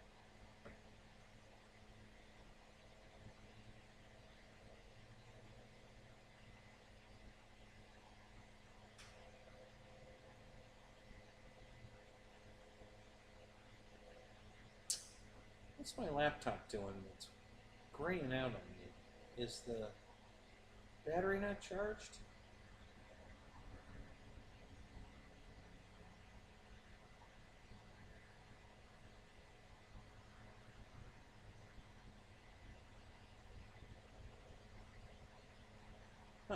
That's interesting.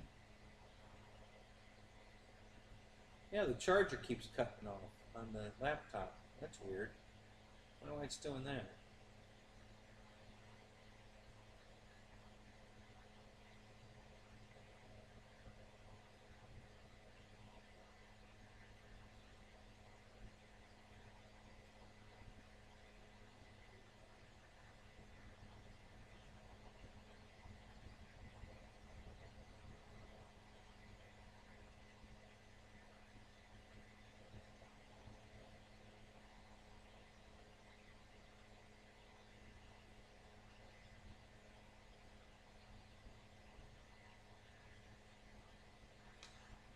Huh.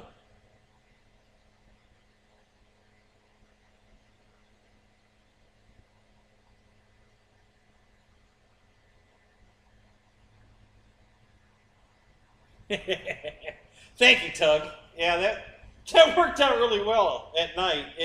The AC couldn't keep up during the day because and neither did Wes's in his camper either. But boy, at night, man, that thing was great. No mosquitoes. It was nice and cool in the tent. It was beautiful. You know, we did my show live from the tent, so that was cool.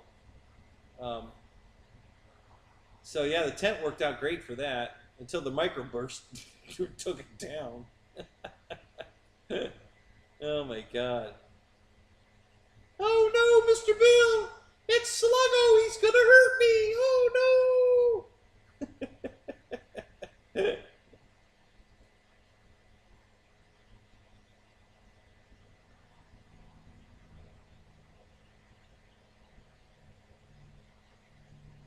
Yeah, me too, John. I missed it.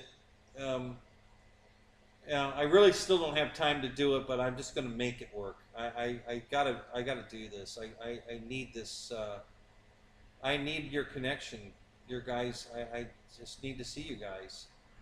Um, so yeah, it's so I'm Thursdays and Sundays.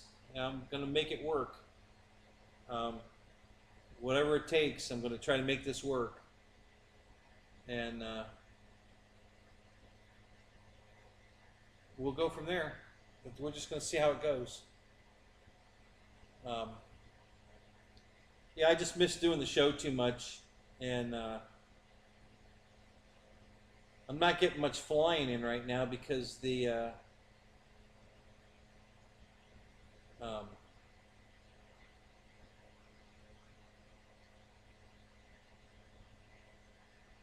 well,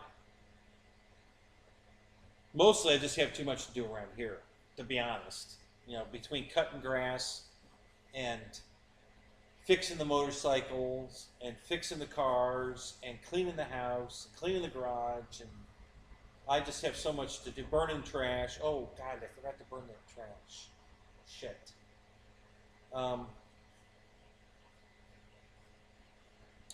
yeah, I'm just too busy to go to the flying field, and I really couldn't afford the gas to drive out there anyway. But gas prices have come down quite a bit here, so we're down $1 a gallon now. So instead of $4.50, we're at $3.50. So that helps a lot. Um, so I almost went flying today. I thought about it. Ended up, I was just too tired. I needed a day of just relaxing because all week I've been working and working. And today I just wasn't in the mood to do shit. I slept most of the day, not continuously, but I had YouTube on and I kept falling asleep during whatever I was watching. So I got a lot of mini naps in today, and now I'm wide awake. You know, which is what I like to be at this time of night.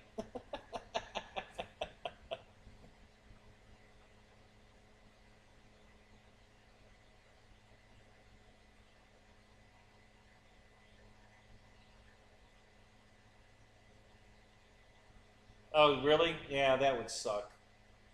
Yeah, Mike, I'm sorry to hear that. Yeah, I don't have any bad dreams. Um,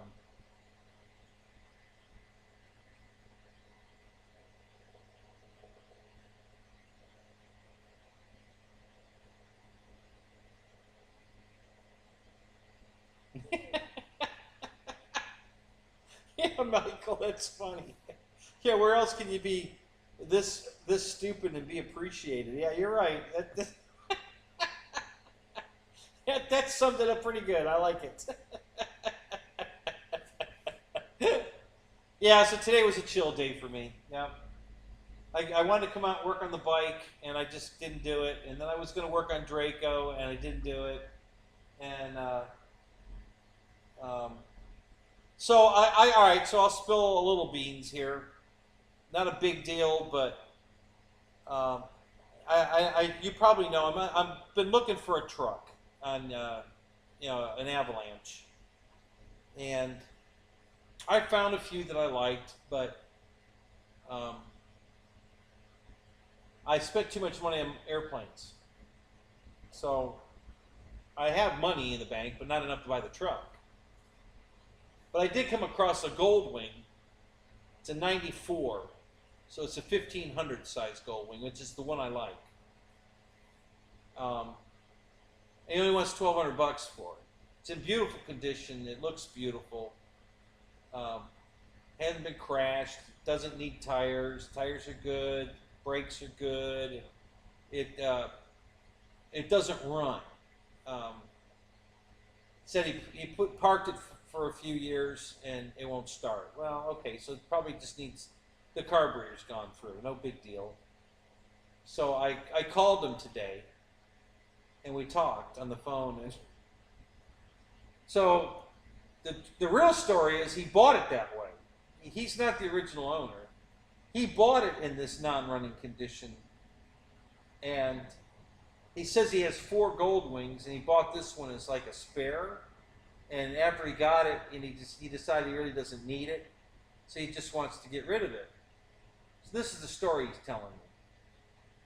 But he told me he never even tried to start it because the owner that he bought it from told him that it needed a fuel pump. So he didn't bother to crank it over or anything. He bought it. I don't know how, he wouldn't tell me exactly how long. He kind of just, when I said, how long have you had it? He said, well, I've had it for a little while. And he wouldn't like give me days, months, years. He just said, for a little while. And I've just decided that I don't need it and I'm just going to get rid of it. So he really can't give me any history of the bike. He don't know. So my buddy Wayne and I ride together, and he's got a bike, and he's had Goldwings, and he's had a Kawasaki Voyager, and now he's got I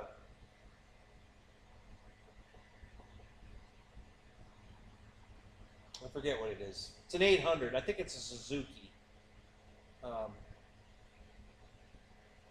Because he says I'm not doing the full dresser again. He says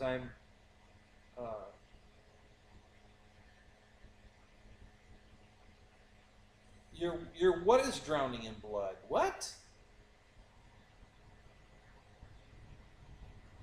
Mike, what do you have that's drowning in blood? What the hell's going on? So anyway, I was on the phone with him talking about this bike, and then I was talking to Wayne about the bike, and we're just kicking around what we think might be wrong with it. Why did they buy it in the first place? So we're just trying to decide if we want to take a chance, or I should say if I want to take a chance buying this bike. There's no way I'd ever be able to afford a Goldwing, and that same bike, everybody else on Marketplace wants anywhere from 15,000 down to, I think the cheapest one. There was one for 2,000 that's running, but the paint's ruined. It's a candy apple red, and it's been out. He just left it out in the sun, so the paint's all faded off of it. It's mostly white on top with red on the sides, so it looks awful. But he says it rides good and everything runs and works and everything. So, but it looks terrible. And then any of the good-looking ones start at 38, $4,000 and up, and depending on the year and mileage.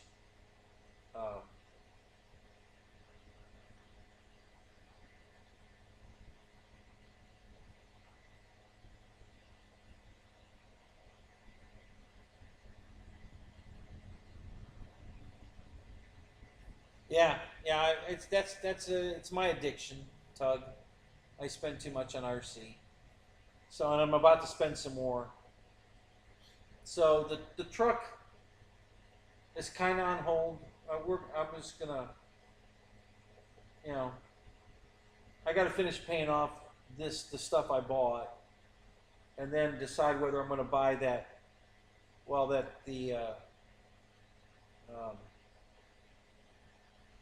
the King Air's on sale. I think I'm going to buy it. So that's just going to push the truck off for a few more months. That's all. So I save up enough to buy the truck. Um,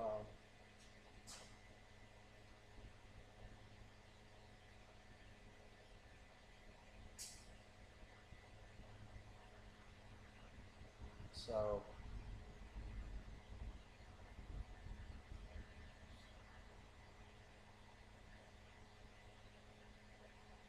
you tapping out, Jeff? All right, buddy.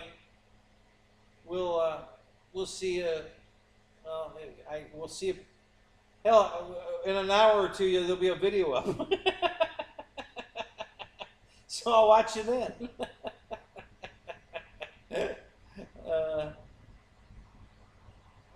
I'll definitely be up tonight. That's for sure. So, um,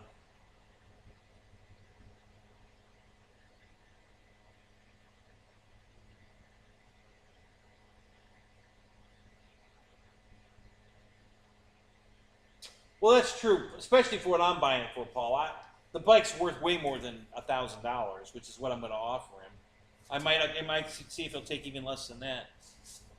But we were just debating on, do we go up there and see if we can get it started, and then if we do get it started, he probably won't sell it to me. He'll want to keep it then, right? So if I go up there with, some tools and fart around with it, But he told me I could come up and do a compression check if I want. So, um, so we're thinking maybe we just go up and do a compression test, make sure the motor spins over and it's got good compression, and quit there and just buy the bike, bring it home, and then see if we can get it running. So that's kind of the plan, I think. If we decide, we're going to just take a bike ride up and go look at it tomorrow. I'm not going to buy it tomorrow, but we're going to go take a look at it tomorrow. We're just going to go for a bike ride and go up and look at it, and then kick it around. I like bouncing thing off of Wayne because he's a pretty smart guy. We've been riding motorcycles together for 30 years. We've worked on them together. We ride them together, buy them together, sell them together.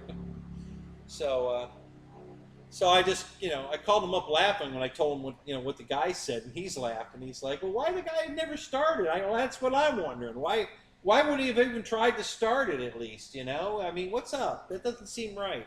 So we're both laughing at So I just said, well, let's just go look at it. We'll get a nice bike ride and go look at it and make a decision from that.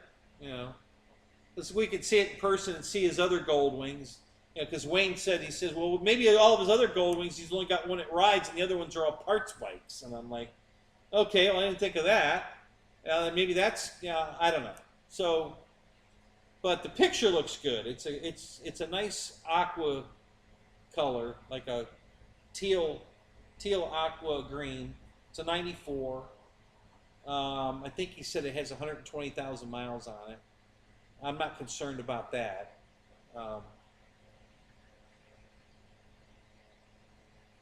It looks, I mean, he told me there's one little crack in the fairing in the front, and that's it. The paint's not faded anywhere. It's all great. The seat's ripped, but he's got a brand new seat cover to put on it. So that goes with the bike. So I've got a new seat cover to put on the seat, which I'm doing to my PC right now. I'm doing the exact same thing. I got a seat cover I'm putting on that right now because my seat cover was ripped. Yeah. So I think we're going to just go for a bike ride tomorrow and go look at it, and then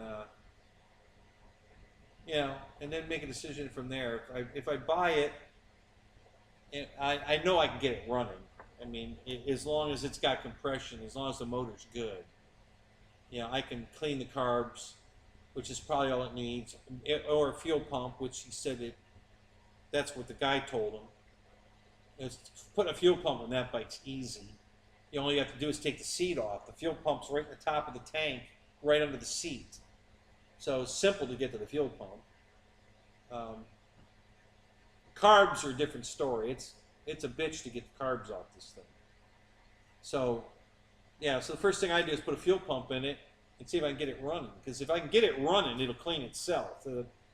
I've 3 times now I've had to do that with my PC 800. Let it sit for a while. The carburetors get gummed up. It ends up having a dead spot in the throttle, but you just ride it and it goes away. It cleans itself out. And I just finished. I have one tiny little spot that's still, got a piece of trash. So it'll clean. It'll clean itself. I run shell gas because it has its. They put their own cleaning stuff in their gas, and then I add more to it, STP or one of the other fuel system cleaners, and you just ride it and it cleans itself. You just ride it around and it'll clean itself. So I don't know what this goddamn computer is doing, but it is doing all kinds of funky shit. Really weird. So my screen just enlarged from 100% to 123% by itself. I didn't do that. It did it on its own. I have no idea why it did that. And then it also shifted it rolled up my window, so all I can see are my stats for the night. I can't see the picture because the picture scrolled up. And it did this all by itself. Weird. I don't know why it did that. So, but it's back now. I just finished. Well, this is wrong too, though. Why is that moved over like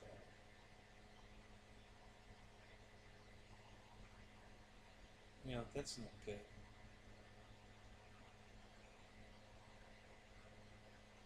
Huh. Yeah, I have no idea why it did that. It's weird.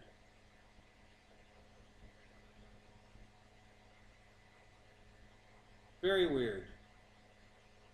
Very, very weird.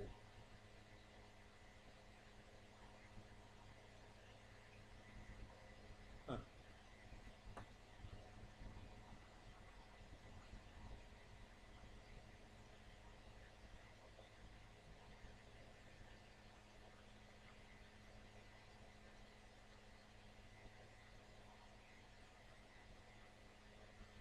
Alright, I can't see the chat at the moment, guys. Half of it's cut off. Hang on, let me see if I can fix this. I don't know what the hell this just did, but it's weird.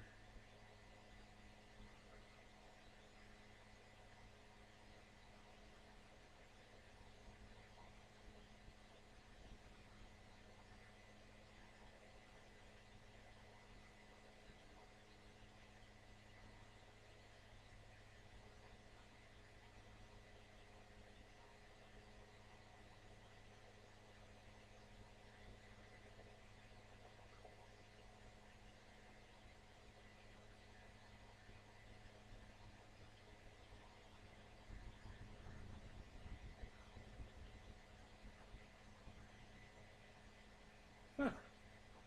What the hell?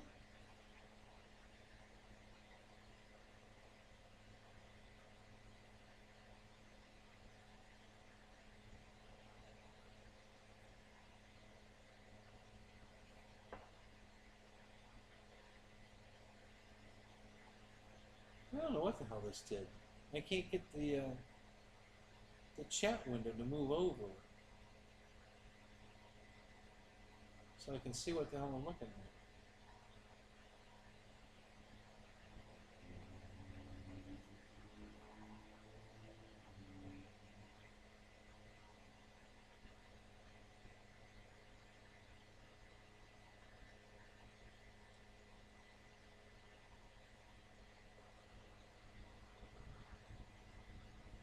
Wow, very weird.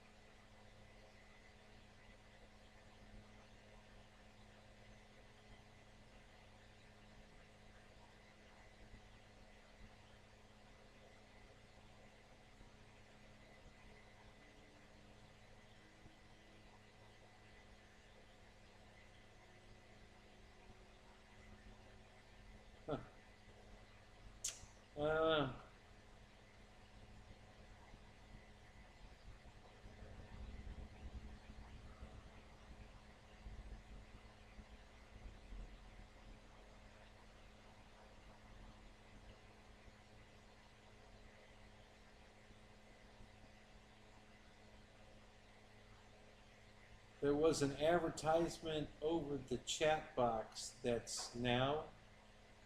I don't know, Fred. Is that?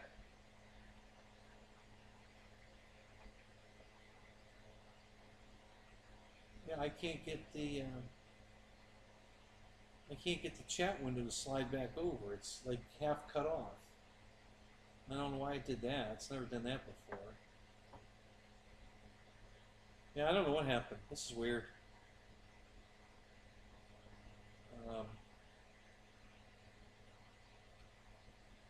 So it's kind of hard to read the chat. Another great is something. I don't know how rebel terrific highway something. Yeah, God, this is impossible to read.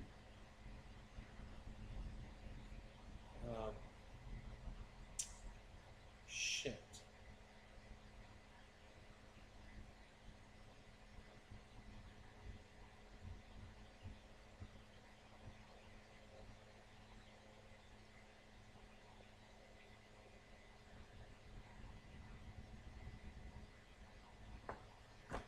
Oh, crap. Might be able to do it this way, although I hate doing this.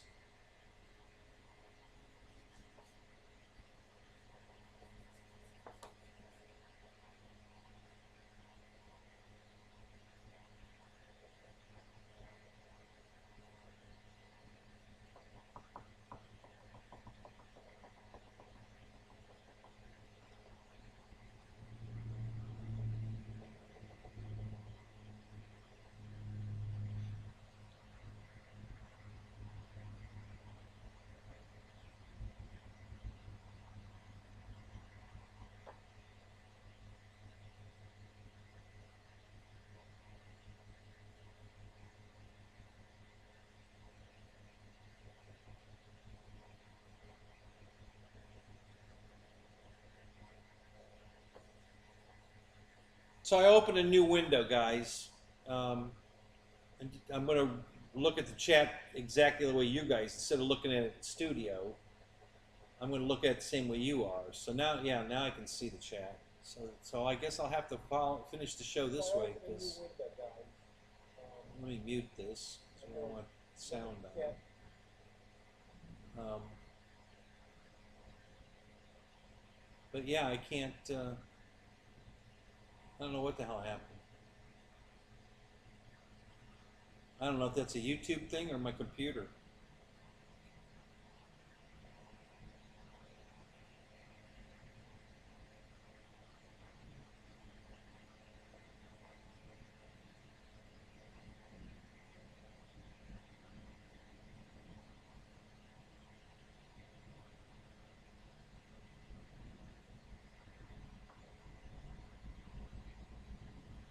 So now you have the buses on the wheel go round and round, round and round, round and round. Okay, there we go.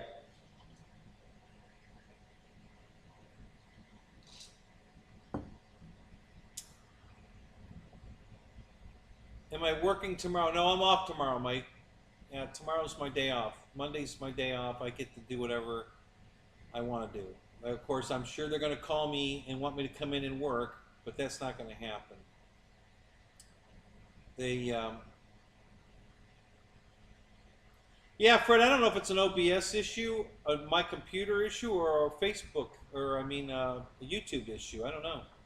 It's working fine just being in the show like you guys are. Now I've got just the regular screen up that you guys are looking at. I'm looking at the exact same thing now instead of looking at it in studio. And no problem here. I can see it just fine. But studio, it's all screwed up. I don't know what the hell happened. So,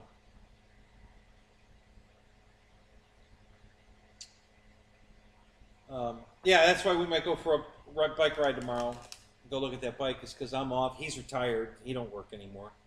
So, yeah, we might. And I'm not going to lose any sleep if I don't buy this thing. I just thought it would be a nice, for a cruise to go, take a girl for a ride.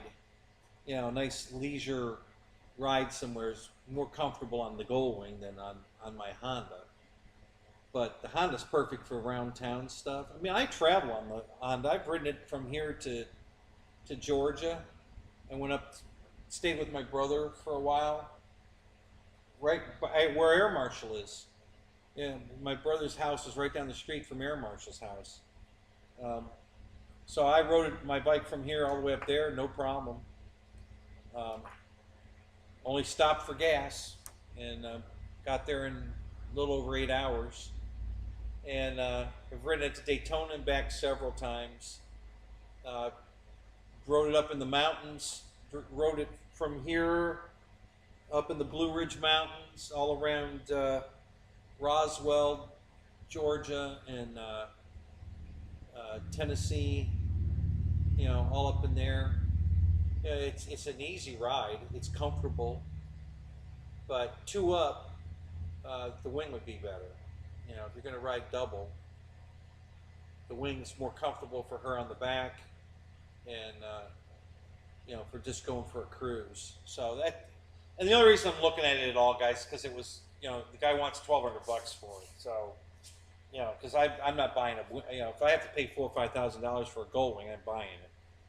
But if I can get this one for $1,200 or $1,000 or whatever I can get it for, and I think I can fix it, then yeah, I might pull the trigger. So we'll find out. Not in a hurry. Yeah, studio been glitchy for you too, Tug Hill? Yeah, I don't know. You know, it's always been glitchy for me. You know, YouTube keeps screwing it up. For a while there, I couldn't even get my stream to work. You know, it was, they had it so bogged down with whatever the code that they wrote that I couldn't even operate the damn thing. I mean, we muddled through it, but it was a bitch. Now, we haven't had that problem anymore. They fixed all that crap, but now tonight it did this weird thing. I don't know what the hell happened. So, but anyway, we're back. This works. I can see this just fine.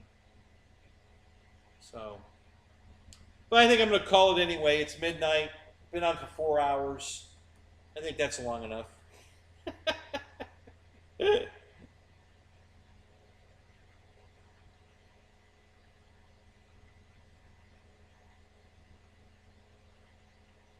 Yeah, that's what I'm just thinking, I mean, the 1500. So I'll tell you this story. I don't know if I told it earlier or not, or if I told you guys this at a different time, but I used to work at a Honda dealership of Georgia when I was going through my divorce. That was back in 93, 92, 93, somewhere around up there.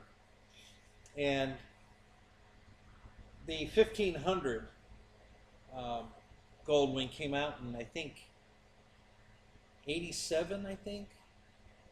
So they had all the bugs worked out of it by 94, 93, 94. And we never had anybody come into the showroom, take it for a test drive, and not buy it. I mean, literally, we never had anybody ride it and not buy it. And that's how good the 1500 was compared to the 1200, because night and day difference. So so I was up there one day working on a buddy's bike in the back. I was a mechanic there, so, and I wasn't working on the clock, so I was hanging out in the showroom a lot, just farting around, talking to customers. And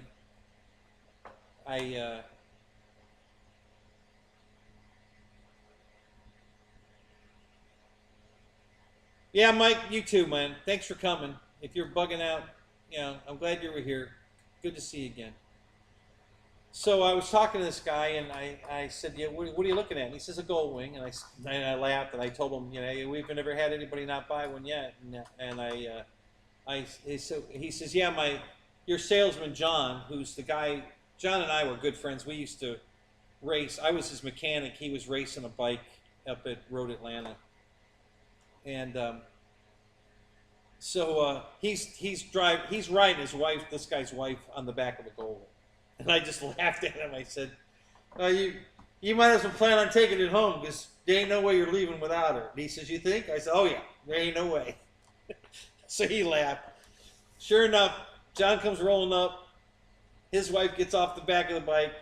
As she's walking in the door, taking the helmet off, she just looks right at her husband and says, just write the man a check.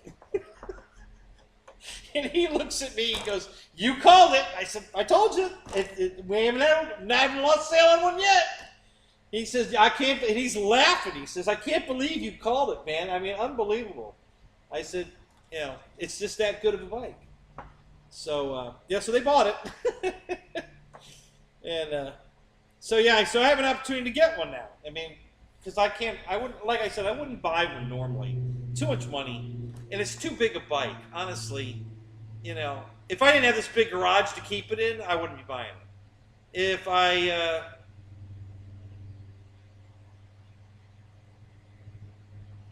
yeah, there's a lot of reasons I wouldn't be buying it, honestly. I think really the price is the only thing that's got me interested. The condition it's in and the price. But then there's that factor of, you know, is it going to even run? Can we make it run? Is it, you know, is it like, is the motor blown up? We don't know. It's all a guess. So, so we're going to have to, like I said, we'll go look at it. Maybe we'll do a compression test on it. Maybe I'll take my compression tester with me and we'll just do a compression test, and then I'll make a decision to take a shot. Because the only thing that can be left is it's either got a fuel problem or an ignition problem. That's all that's left. Air, fuel, fire. That's all you need to make an engine run. So if the engine's good, got compression, it rolls over, everything's working. Obviously, if I've got compression, the engine's working. You know, the valves are opening and closing on time. They're not, the timing chain's not broke or anything, because I wouldn't get compression in this one or two cylinders if there was a problem. So if all the cylinders got compression, the motor's sound. It will run. So then we have to figure out what's wrong with it. Is it a fuel problem or is it an ignition problem? So it'll be a nice bike ride and a nice part off day. And maybe I'll buy a bike, maybe I won't. Who knows? I'm not going to lose any sleep over it. Not going to commit to nothing tomorrow either. I'll just go look at it and then make a decision the next week and decide whether I want to buy it or not. It's not that far away. It's only about an hour's ride. Not a big deal. So, so anyway, a little update on the motorcycle hunting. Not really hunting. Just came across this one, and it's the only reason. It's, like I said, the price is the only reason I'm even looking at it. Because I wasn't hunting for a gold wing. It just popped up on, when I was looking for a truck, it popped up on the feed in Marketplace, and I was like, wow, $1,200, really? so it got me interested. So anyway, all right, guys, I'm going to cut this off, go watch some Star Trek, and we'll see you Thursday if we don't see in somebody else's show in the meantime. We'll be back here Thursday, and maybe I should have a Yak 11 to re-unbox again by Thursday. So look forward for that, and possibly even a King Air might be here by Thursday. We'll see. So in the meantime, guys, you know, keep the blue skies in the sky and the green grass up, and we'll be good. We'll talk to y'all later. So you guys have a great night. Tug Hill, it's good to see you, buddy. You have a good night too. All of you. I'm going to cut this thing off, so see you guys later.